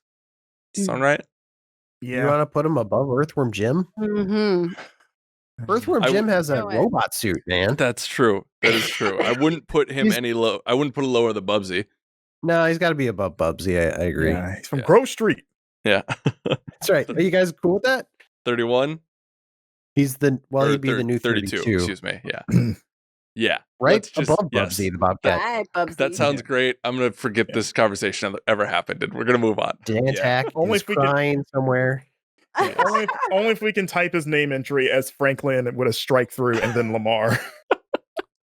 Perfect. I like Franklin better. Sorry, somebody listener. sing it, Franklin. We love Franklin. Franklin's great. All right. Obviously, we remember him. Scott from Rochester, New York writes then, I don't know why people are only sending us lists of one, but we're kind of running through and trying to catch up some lists. So some of these are kind of old. He says, I've got a character that could go below Funky Kong. Funky Kong, for a long time, was the last character on our list. He's now the second last character on our list. He says, this can go below Funky Kong. And that character is, drumroll, Navi. Hey, listen, he says. I like Navi So much better Navi- than Funky. What? Continue, Well, sorry. Navi can burn in hell. Whoa. That was so annoying. Oh my god. I'm sorry. That was a little extra, but that is a really annoying character who serves no purpose. I don't need you. Like So we know where Liana stands on Navi. I think Ashley is above Navi. Navi should be our new last character. Whoa.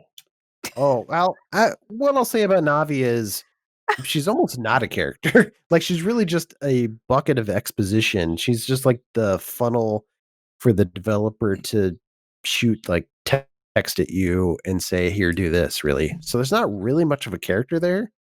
Yeah, I feel like I came to Ocarina very late. I didn't play through it in its entirety until high school. So by the time I got to experience Navi for real, I was already like the meme-ness of her. So maybe I have a different, it's painted a thing like, oh, she's supposed to be annoying, apparently. And then it's like, oh, it's not as bad as I thought. So I think that's the other thing of it. It's a little overblown these days. Yeah, I would put her above Ashley because at least like Navi just says something and then kind of moves on, whereas Ashley like actually brings down the game mechanically. That 'Cause- is actually true. Yeah. That's a good point. I think hate like oh sorry, go ahead. I think Navi could go below Funky Kong just because Funky Kong at least is a character, whereas Navi's barely a character. Yeah, Funky Kong is fun to use in Tropical Freeze. Makes it Fair. easier. Mm, I won't fight on this one. I'll take the Dan Tack position of that sounds good. That sounds good. of Navi, Switzerland. the new 37. You did it, Uh, Navi. I just So don't like good job, tweener Scott. characters. Wait, Wait, I no, thought no. 30. She goes above Ashley Graham, So so Ashley's 37 and Navi's 37. right? Yep, that's where I Yeah. have her. Oh, okay, gotcha. She's the new 37. Well, no, Got she'd it. be the new. Because Ashley Graham is now 38. It's because we haven't updated the list with the other people. Oh yeah, that's right. The I mark, forgot. yeah. See, we already forgot about Lamar. You again. and I are on the same wavelength today, and that's not a good thing for you and I. All right, do we have time? You guys want to try to squeeze in one full list of 3? I don't know if we have time or not, but I'm Let's do it. down. Let's gosh do it. darn it, we're going to try. Jesse writes in and says, longtime listener and my first time writing in. When I was listening to the segment about ranking characters from video games, that got me thinking my first one would be Kratos from the God of War series. Not only is he very cool, he's a well-designed character, and he's very emotional. He's a very protective, abusive father and a compelling, insane guy. All right. Okay, so he needs Especially the in the new last game. Kratos. He needs the new Well, Kratos. Then. I mean, they're the same character. I mean, it is but the you same don't really character, see so- that father aspect in the originals. I mean, you know about it, but you don't see it. I don't feel like not to the extent you see in the new one. I mean, Sure, I mean, you see some of it when he thinks about his family that he murdered.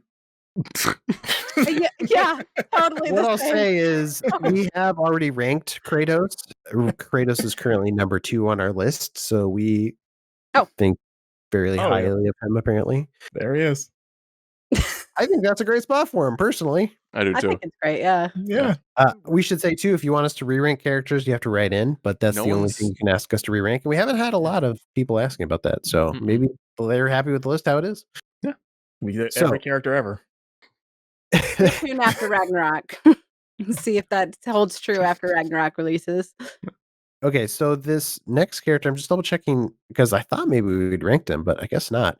So the second character that they want to promote is Master Chief from Halo.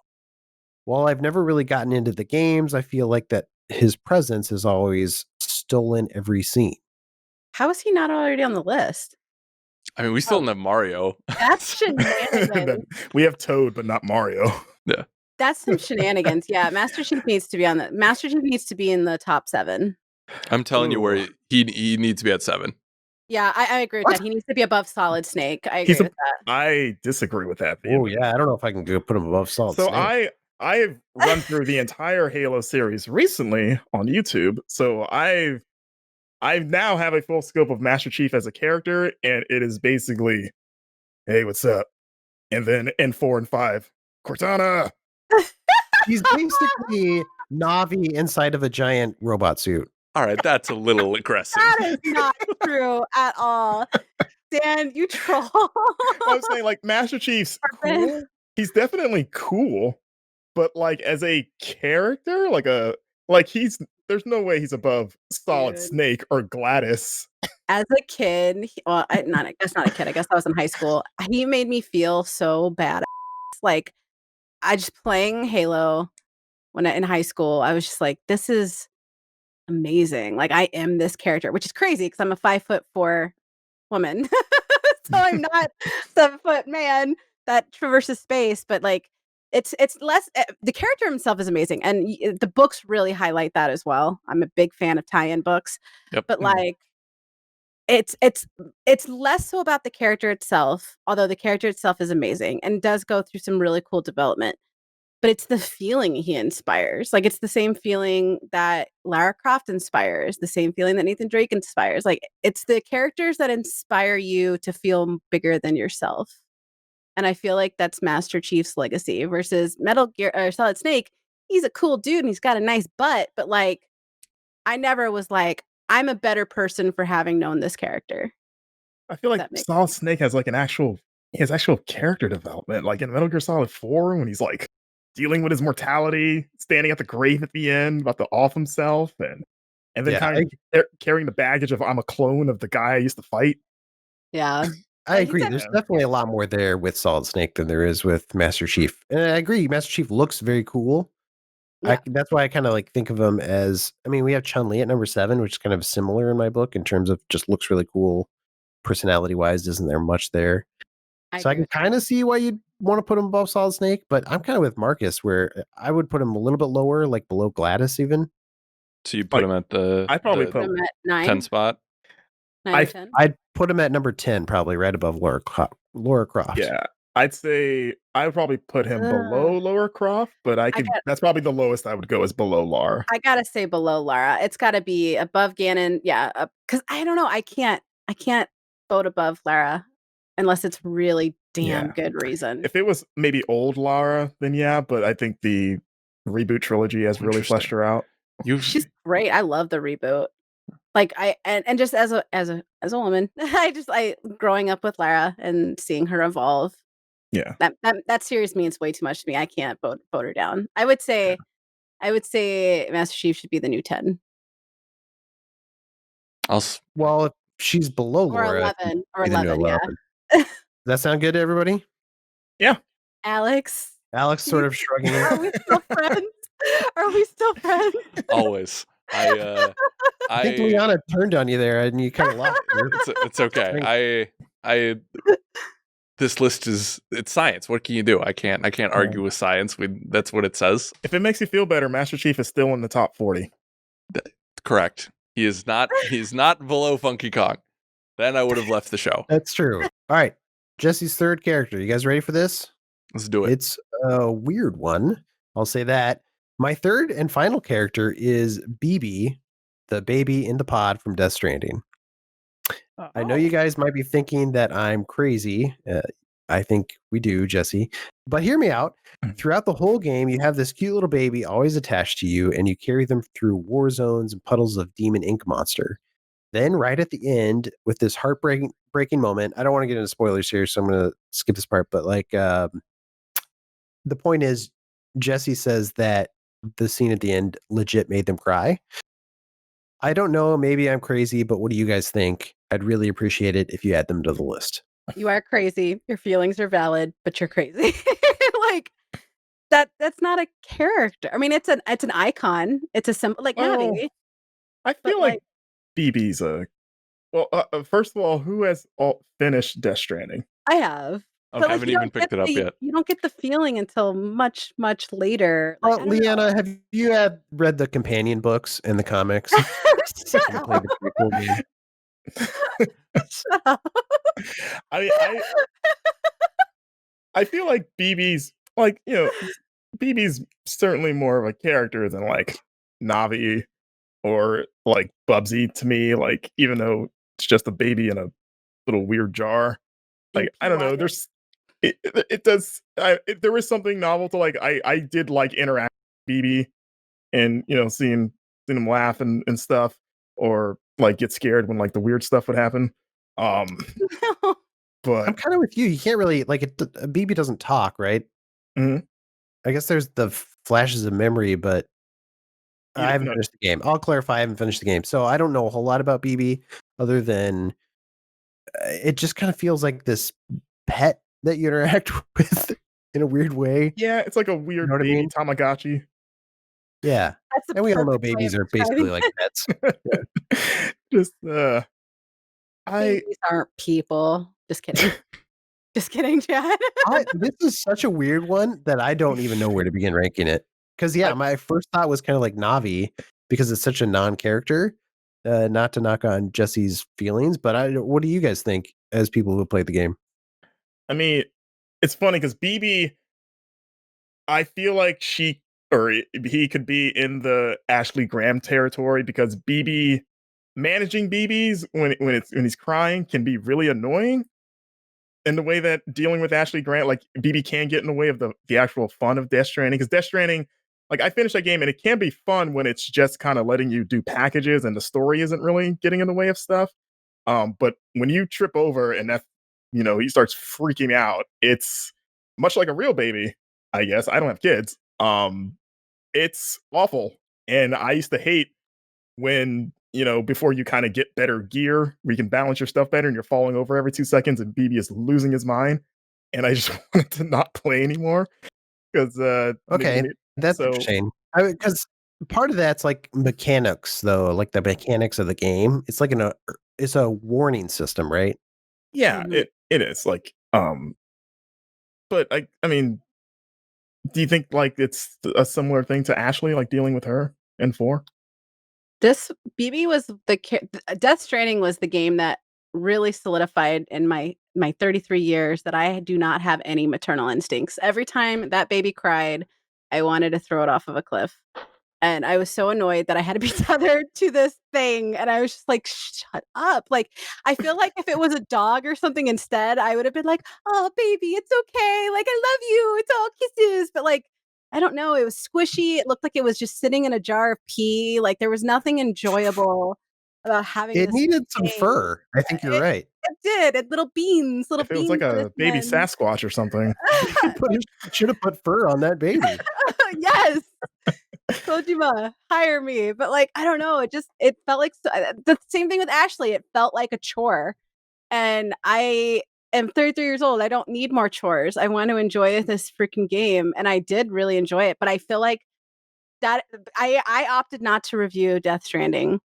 And BB was the reason why. I was like, I'm going to be unnecessarily mean in my review because of this one part of the game. And that's not fair. Wow. Wow.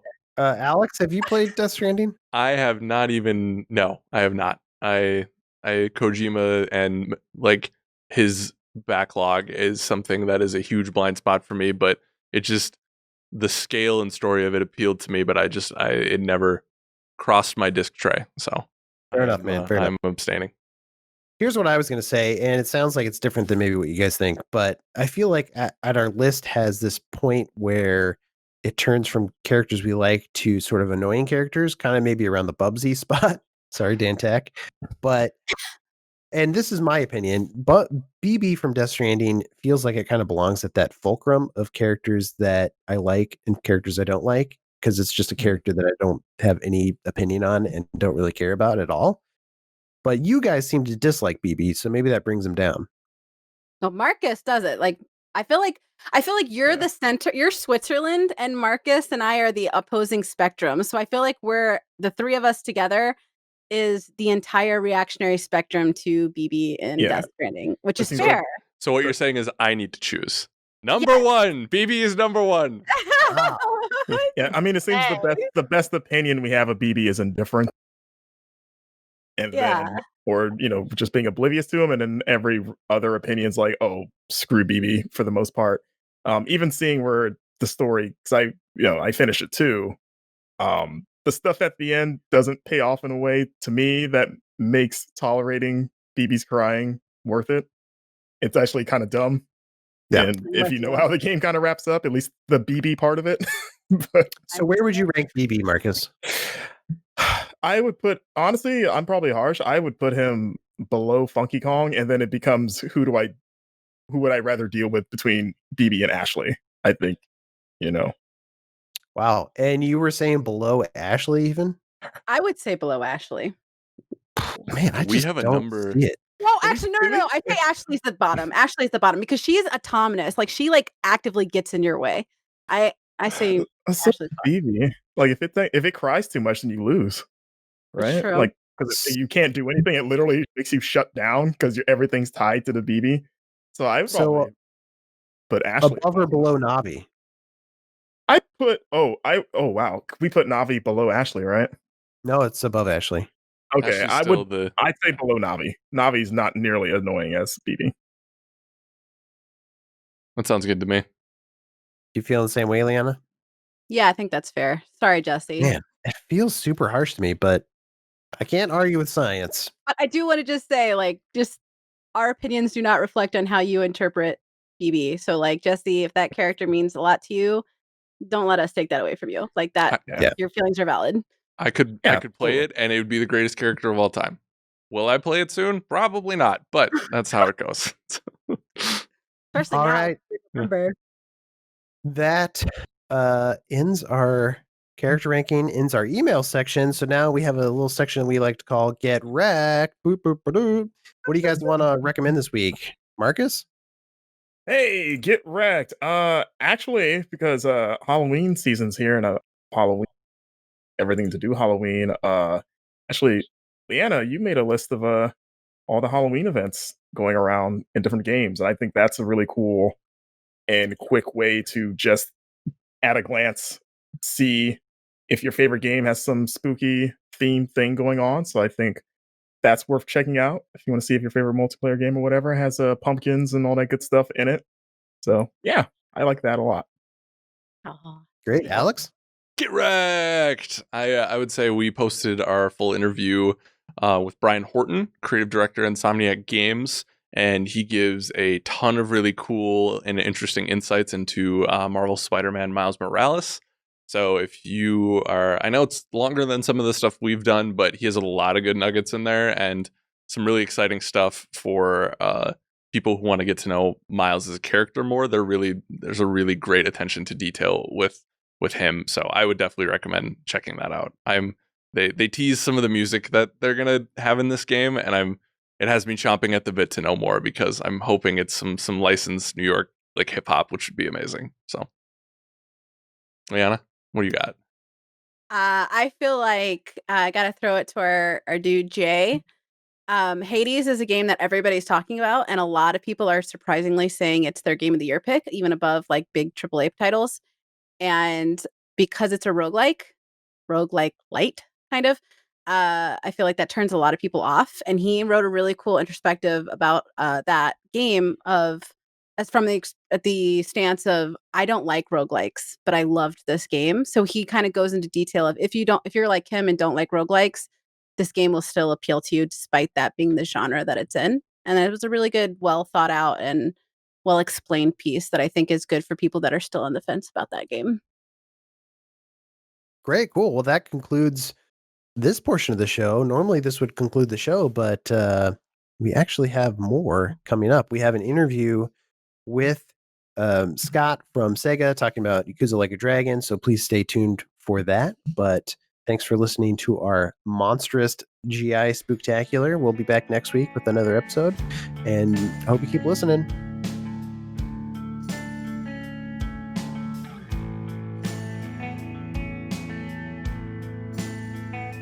And welcome back. I'm joined by a very special guest today, Scott Strickart. I think I almost screwed up your first name. But how's it going? Good.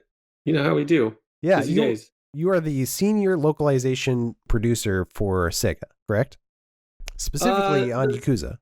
Yes. So I do work on the RGG franchise, and we have a bunch of producers, but that's the one that I've been shepherding for a while now. Awesome. Cool. Well, I'd love to talk a ton about the game, but maybe to start too is just talk about how you got into the localization scene, how you got started at Sega. What's been your journey? Oh, it's a journey. I started at Atlas in 2007, and I was there for 4 years as a localization editor. And I left there to work at, joined the production team at Level 5, who had just recently opened their North American office. I worked there for a couple of years. My experience with the Final Fantasy brand landed me a job at Square Enix for the 2 years after that. I was a brand manager there. And then Atlas and Sega, as you know, kind of joined forces, and I got a call from Sam Mullen over at Sega Atlas, and he was like, "Hey, man, I'm building a team." So returned home to Atlas, but as it became Sega, it became kind of a new company. So it was a really interesting journey to come back home, but also see what had changed, and that's where I fell into Yakuza. Yeah, for sure. So what's the first game you worked on? For The first game you ever worked on? Back in the day. Oh man, it was this little DS game called Drone Tactics. I would not hunt that down. Yeah. No, it's a really small Atlas and Success title. Like they're the ones who made maybe you've heard of Izuna Legend of the Unemployed Ninja. Sure. That's of course. Sure. Who hasn't? Yeah, those were what I cut my teeth on. Sheeran the Wanderer, 3D Dot Game Heroes, those were all Persona 4. Those were my big Atlas contributions. Yeah, you mentioned 3D Dot Game Heroes, which I think is a little bit underrated, but I thought that game was fantastic. It's like a little Zelda style game, but it has a really cool, unique art style. So congrats for being the only man behind that project. Not the only one. We're always a team, but of course. It's yeah, that one lives in my heart for sure. Yeah, cool. Well, so Yakuza, you're familiar with this series, obviously, but 7 is the one that's coming out here in a few weeks, and it's very different from previous Yakuza games. Can you speak at all to how it's different, and then maybe why the change happened?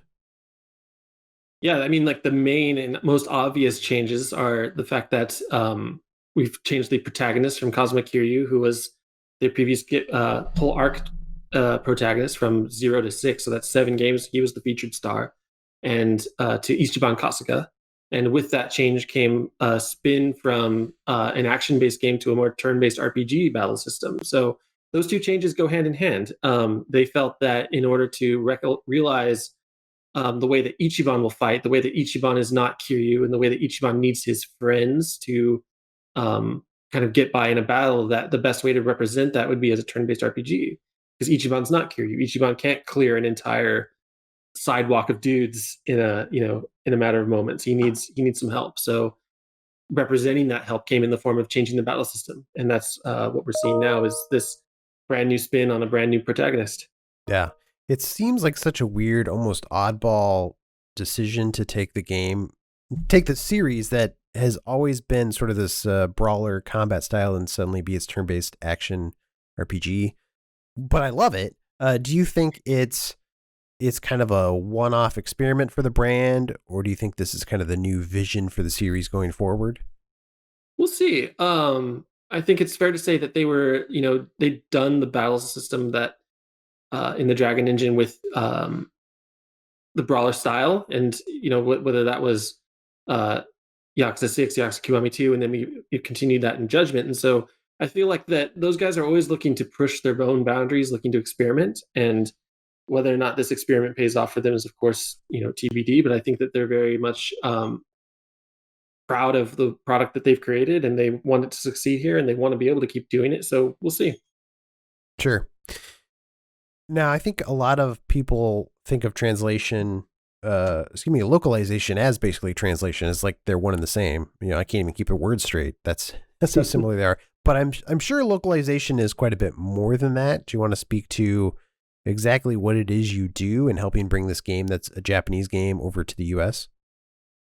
Yeah, I mean, translation isn't necessarily a one-to-one word replacement system. If that was the case, you would have a nonsense game, and you would have a Google Translate be capable of doing my job.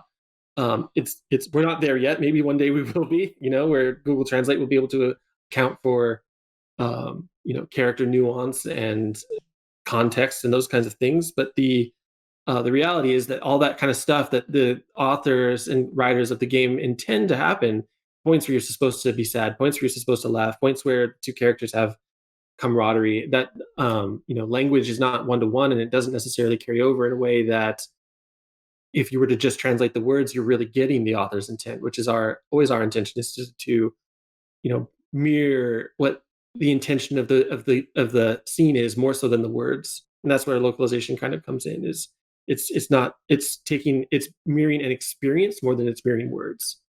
Yeah. Can you offer any examples of something that comes to mind, maybe even from Yakuza 7, of like, this is kind of the spirit, or this is how it literally translates, and this is how we put it in the very opening line, if you were to translate it literally, the game starts with the rendition of a play, and the guy says, I forget what it is in Japanese, but it's like 100 years ago, if you were to translate it literally. But the phrase literally means it has been a long time. It's not necessarily referring to a literal 100 years. It's just a turn of phrase that you would imply to say, it has been many years. And this is a very formal, like, Japanese stage play. So, the way that it was localized was more along the lines of the latter. So, like, I feel like there's probably going to be a subset of people who open the game and like, that's not what he says, when the reality is that we're capturing exactly what he says. You know what I mean?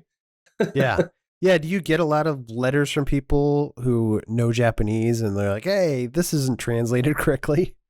I mean, there's localization criticism is its own sphere of people. And, there's the question of how qualified someone is to be able to really criticize a localization, how much Japanese they know, how much they know about translation or localization, right? Because it's not a very old field. When you really think about how far localization goes back, it's like the PlayStation 1 era, where games were starting to get, longer stories and really get people who had to come in and do voice on top of that. And it's like when you go back to those PS1 games, a lot of times it's super jank, and because developers hadn't been able to support the needs of the localization team. And that's all been in the last 20 years that localization's really taken off. And when you really think about like what criticism you're able to leverage about a localization, it's not going to come from the media. It's going to come from other people who know the language. It's going to come from other people who are able to understand the nuance that this team was going for. So it's interesting that we still haven't really burgeoned into like a full on like this localization was good versus this writing is good. We hear the same things when in critical review of a lot of our titles, where it's like, oh, the writing's really good, but is that crediting the original writers or is that crediting the localization team? Because truth is, it's a little of both, Yeah. Oh, I think about that all the time, especially when no, this is your competition, but like when I play Nintendo games, and just like, because their games are very pun heavy sometimes, or some of their humor games, and just like the idea of crafting a joke from one country and translating it into another, that has to be super hard to just find something that mean the same thing. Or when you're talking about food too, right? Because like not all food translates. Like I can just imagine that has to be super hard. Yeah, I mean, you look at a game like, I'll just talk about it, Animal Crossing, right? Like literally filled to the brim with puns that, in Japanese probably aren't there, but what I'm sure they're still capturing is that it was intended to be funny and humorous and cute, right? Like if those characters were speaking one-to-one Japanese to English, it would not be as much of a cute, fun experience as what you're seeing in Animal Crossing as it stands here in the West, and I think that's speaks to their translation team's expertise to be able to really bring that over in a way that made sense for the American and the Western audiences. Yeah, for sure. Do you have any examples maybe on your end of things that didn't translate super well in the series and you're like, this is what we're going to do? I know you had that example early on of how you translated the opening line, but anything that was like super hard is like, no, this isn't going to make sense to anybody. We get hung up on a lot of the Japanese like terminologies for Yakuza. So like Aniki, Oyabun, or Ojiki, these like really nuanced kind of terms that actually would directly translate into more of like familial terms like big brother or uncle, but that's not at all what those terms are supposed to mean. And so we have to draw this line as to like which ones we're just going to like literally leave in the text. And like right now, we just Aniki is just left in as is, because I think a lot of people have kind of come to understand that what generally that kind of implies. It's a senior, someone who is more senior than you. But it's other things like Ojiki, we kind of just right around. There's a lot of things that are like there's no way to necessarily bring that forward in a way that makes sense in English, that doesn't just really disrupt the natural flow of English. Yeah. Well, yeah, and in the first example you mentioned, if you just translated it as old man, people would be like, well, that sounds sort of dismissive or rude. Yeah, exactly. So it's hard to like literally translate things sometimes. Great. Those are great examples. So thanks for sharing. I would love to talk more about the game too. I'm sure you've been playing it quite a bit. What's the most exciting aspect of Yakuza 7? For the record, in the West, we are calling it Yakuza Like a Dragon. Oh, my apologies. Like a Dragon. Oh, good. The most exciting aspect of it, I mean, it's a one of the things I think that the RGD team does so well is its narrative.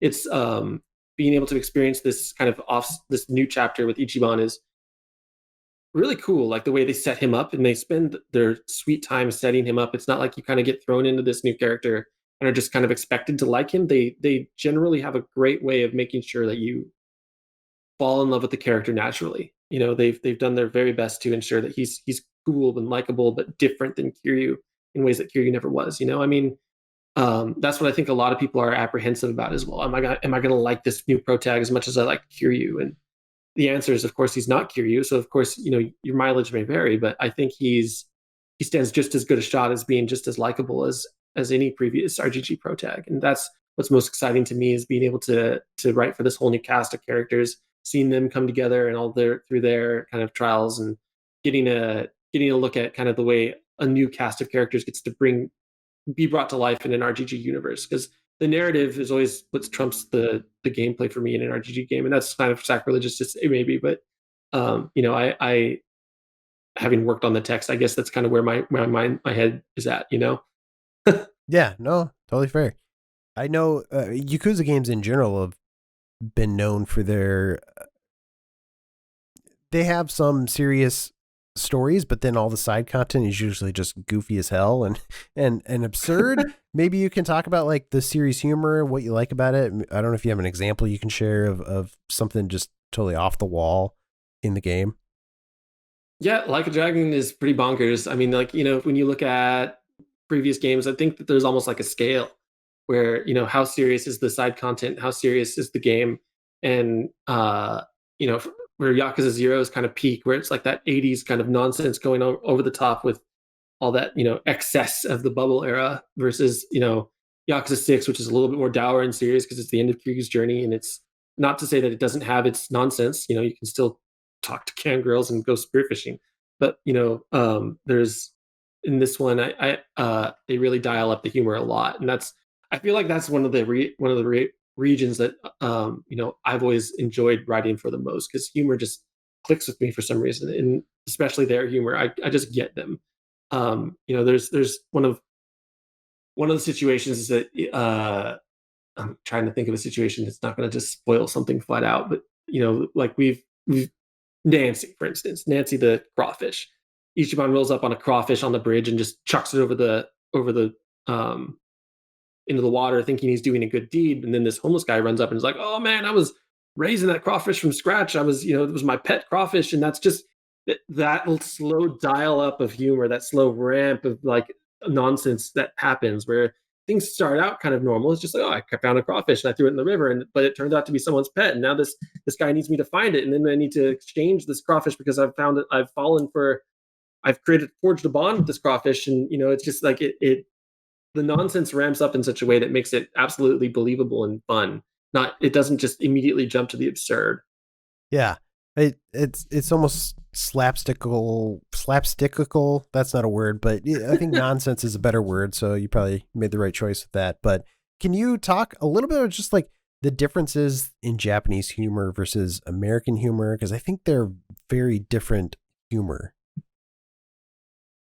Yeah, it's difficult for me to speak to, like, as a non-Japanese native, kind of what Japanese humor is about. But there's a lot of it can be very slapsticky. They're experts at this manzai idea, which is kind of the a straight man, funny man kind of deal, and that's what worked so well in Yakuza, the Yakuza series of Kiryu, because Kiryu was always the straight man coming into a situation where someone was just over the top and crazy, and Kiryu and the protag kind of act as this idea of being um, the viewer, and essentially because you identify with Kiryu because he's like, this is absolute nonsense, and you agree with him. You're drawn into that humor because you're like, yeah, what you're seeing, kind of the humor and absurdity through Kiryu's eyes in the same way that he is, and that's one of the things they absolutely nail, is putting you in the protagonist's shoes and not necessarily making the protagonist go right along with everything necessarily. You know what I mean? Like, he doesn't just jump into things. He has a natural curiosity, and that gets him in trouble because he ends up, the same thing applies from Kiryu to Ichiban. He gets in over his head and suddenly he's attached to a person or a thing, and that's where it spins out of control. So when you talk about Japanese humor to English humor, that's one of the things that we have to carry over without fail, is just kind of this idea that the protag is the straight man, and the protag is the idea, is watching this event unfold and thinks of it as equally as nonsensical as the viewer, as the player. And that's one of the things I think that the RGG team in particular excels at, is just that style of humor, that two-man straight man kind of humor, which isn't necessarily Japanese exclusive. You go back to Who's on First, that kind of old school type of comedy where it's just one guy ramping up the nonsense and one guy's straight man, one guy's funny man, right? Like, that's a universal type of humor, but the Japanese do excel at that for sure. For sure. Cool. Well, I can't wait to check that out in the game. Like a Dragon. So you mentioned the name of the title is Like a Dragon. Correct me if I'm wrong, but I think there was a movie in Japan called Like a Dragon as well that was based off the Yakuza franchise. Is there some tie or reason that they stuck with that name? It goes back to this idea of Ryuga Gotoku. I've been saying RGG, and that's what that stands for, is Ryuga Gotoku, which in the roughest sense translates to like a dragon. What it really, if you were really to get like intensive into that translation, you'd be more like he who does as the dragon does, would be a more accurate translation, But when you really boil that down into like something that can be repeated and said, it's like a dragon, right? So one of the things with this game is, as we've been calling it Yakuza in the West, which certainly makes sense in the greater context of the world, it's also kind of, that didn't make sense from the onset because the characters aren't Yakuza very long. If you've played any of them, they don't. The Yakuza provides context, but not necessarily content for these titles. So Yakuza has always been a little bit of a misnomer in terms of just what the game is going to be about, which is, when we set out to start localizing RGG 7, the effort was to start looking at the way we could potentially, with this new protagonist, the new battle system, I think we saw this as a way to align in the title a little bit better with what the concept of RGG Ryuga Gotoku really means. So that was sort of the impetus for that. And although at the sacrifice of the number, so everyone's going to continue to call it Yakuza 7. I get it, because at the end of the day, it's like, what can you do? It's the series is just going to keep jumping in number, and at some point, we're going to have to reconcile the fact that we've dropped numbers. And I don't foresee a world where we go to Like a Dragon 2 while they're on RGG 8. But hopefully that's not the case. The movie that you mentioned, that goes back to that same concept, which is where you boil down the meaning of Ryuga Gotoku, you end up kind of like a dragon. Oh, sure. So that's just like it's not even called Yakuza in Japan. Is that the correct? That's basically the short. It's answer. Kind of a negative in Japan. Like if it'd be like calling it the name of a specific gang here. Like you wouldn't want to. You'd have this negative connotation. And talking about it with the devs who have always kind of like, yeah, we kind of have to explain why it's called Yakuza in the West sometimes. It's like, sorry about that. It's not not necessarily the choices that I've been around to make the whole time. And it's you live with these choices that are made. Not to say that they were the wrong choices when they were made, but as a series like this goes on for, what are we, 15 years now? It's like it's been, choices have to be lived with, and choices have to be either rectified or not. Yeah. Going back even to the beginning of the series, I remember when it came out here in the US for the first time, it didn't have like a the high quality, like people didn't view it as like a high quality game series. You know, I felt like even the first several people kind of laughed at those games. I think it had a core fan base that really liked it, but the wider audience didn't regard it highly, the series. And I felt like there was a turning point around Yakuza 0 maybe, and people kind of understood it better. Like, do you have any insight into why here in the West the Yakuza series has taken off? Because the core of the games are still kind of what they are. Yeah, I mean, when you look back at the original, there was this, and this is a stigma we're continuing to live with, where people were like, "Oh, it's the GTA of Japan," and we're not at all a GTA, because it's about character, it's about narrative, it's not about it's not a crime simulator. You know, yes, we've got very intensive, like it's sort of a dial different, but at the same time, it's different enough that you would never want to make that comparison. So when you go back to Sega's original marketing plan, Sega's original kind of push for this series, they very much structured it as like the GTA of Japan. It's this dark, gritty crime drama. You know, and when you play it, you've got this big-hearted, big doofus of a character. You know, so it's like there's this disconnect between what the marketing was saying that the game was versus what the game actually is. You know, so it lived with that stigma for a long time. And I think you look at the way that Yakuza, even up to Yakuza 4, was marketed, where they've got the, you know, in a gritty world of Yakuza, and this narrator's like, you can hear the grime in his voice, you know, just, and it's like, it made sense for the time, and I'm sure it made sense for the product. But once, you know, with Yakuza 0, it essentially changing hands over from, you know, Sega proper into Atlas, who had been masters of localizing and producing Japanese product for years. You know, kind of took it back to the original. Looked at it from like, what is this game actually about? And it's two-faced. You know, it's got this. Yes, it's got a gritty crime drama at its heart, but it's about characters who are wading through that world and how it affects them more so than them affecting that world. If that makes sense. Yeah. No. Totally. Okay, we have on our website right now, one of our editors put together a list of like, here's the list order that you should play the Yakuza games in. He's like, this is the best way to experience the series. If you're coming to it for the first time, I just want to run this by you and see what you guys think, just as an official representative of Sega. So he says start with Yakuza 0, which valid seems okay to me. Generally accepted. Yes. Yeah. And then he says jump to Yakuza 6 because what? This is Blake Hester wrote this. Not me. Yeah. So he says jump to Yakuza 6, then play Judgment, and then go Yakuza 1, 2, 3, 4, 5. Yakuza Kiwami, I should say, 1 and 2 on through the rest of the series. So I'm just curious for your take. Do you have, like, if somebody's just coming to Yakuza for the first time, are we out of our minds? Do you have a different list? Like, how do you think somebody should approach the series for the first time? I can't fathom jumping from 0 to 6. I've got to be real with you there. You know, one part introduces Kiryu as this 20-year-old, you know, force of nature, and then Yakuza 6, he's 50, and you've missed the entire middle. I don't, you know, like there's so we're much... morons. I don't know what else to tell you.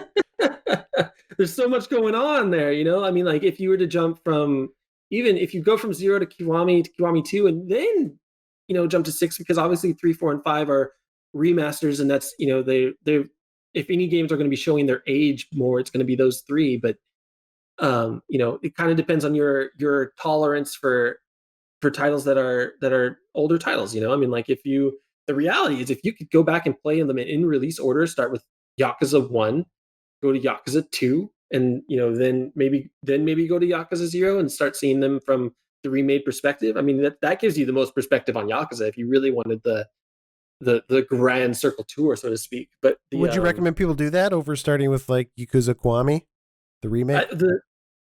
The general consensus is that starting with 0 is the way to go, and I can't deny that. So I feel like Yakuza 0 and Yakuza Kiwami have, like, it's just going to kind of color your opinion a little bit, like, because Kiwami is a remake of 1, right? So you could technically start there, even though Kiwami makes more references to 0 than the original obviously would have, because 0 didn't exist yet. But you know, if you start with Kiwami, you're able to go back in time and see kind of how the characters originated. Or if you start with 0, you kind of treat the original like a sequel. So it just kind of colors your experience a little bit, depending on which one of those two you start with, I guess. For sure. Do you guys consider Judgment part of the mainline series? Do you think that's going to branch off and become its own thing? Will we see more? I hope so. I love Judgment, and it was really cool to work on a title set in the RGG universe with minor connections to Yakuza, but with a completely new cast and essentially a completely new, not completely new, but like a different kind of setting and world. So I love Judgment, and I hope people will play Judgment, and I hope it continues as its own pillar. But much like anyone, kind of as you establish what a cinematic universe, right? You hope you start to see a little bit more of those kind of crossovers and a little bit more of those like things that happen in one title affecting the other. So that's kind of what I hope they'll do, is a little bit more of bringing in kind of that RGG cinematic universe. Awesome. Yeah, I can't wait. So yeah, Yakuza Like a Dragon, it's coming out soon. When can people get their hands on it? November 10th. It's right around the corner. It's coming out for the new Xbox consoles right away, which is kind of cool.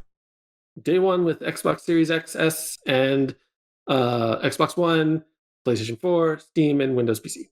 And then if you want to play on the PS5, it sounds like you're going to have to wait until March. Yep, we have the game coming out March 2nd, 2021. Just there's a little bit more work to be done on that side of things. So unfortunately, sorry for the wait. Well, that's cool. I'm looking forward to getting my hands on the game. Is there anything else you want to say about the game? Anything else we glossed over? No, I mean, thanks for having me. Thanks for getting to talk about. I love talking about the Yakuza series and its history and its past, and just hope that everyone kind of gives it the chance that it deserves, because it's the RGG team poured their hearts into this, just as they do with every title. So I hope that people like the new pro tag and the new system. Yeah, and I guess I should say too, or ask, like, since we spent all that time talking about which game to play first, if people wanted to just dive in right here, is that a bad idea to start at Like a Dragon? It's a pretty valid choice, honestly, because it's a completely new pro tag. Some of the in-game content is going to bring in some of the previous characters as cameos, but at the end of the day, this is a great jumping in point too. There you have it. There's never been a better time to play Yakuza, basically, or Like a Dragon. Right? We should get that trending, like get the name changed. Totally. Thank you.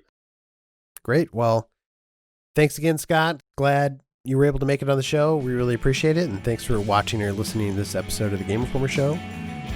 Come back next week. We'll have another episode waiting for you. Until then, game on.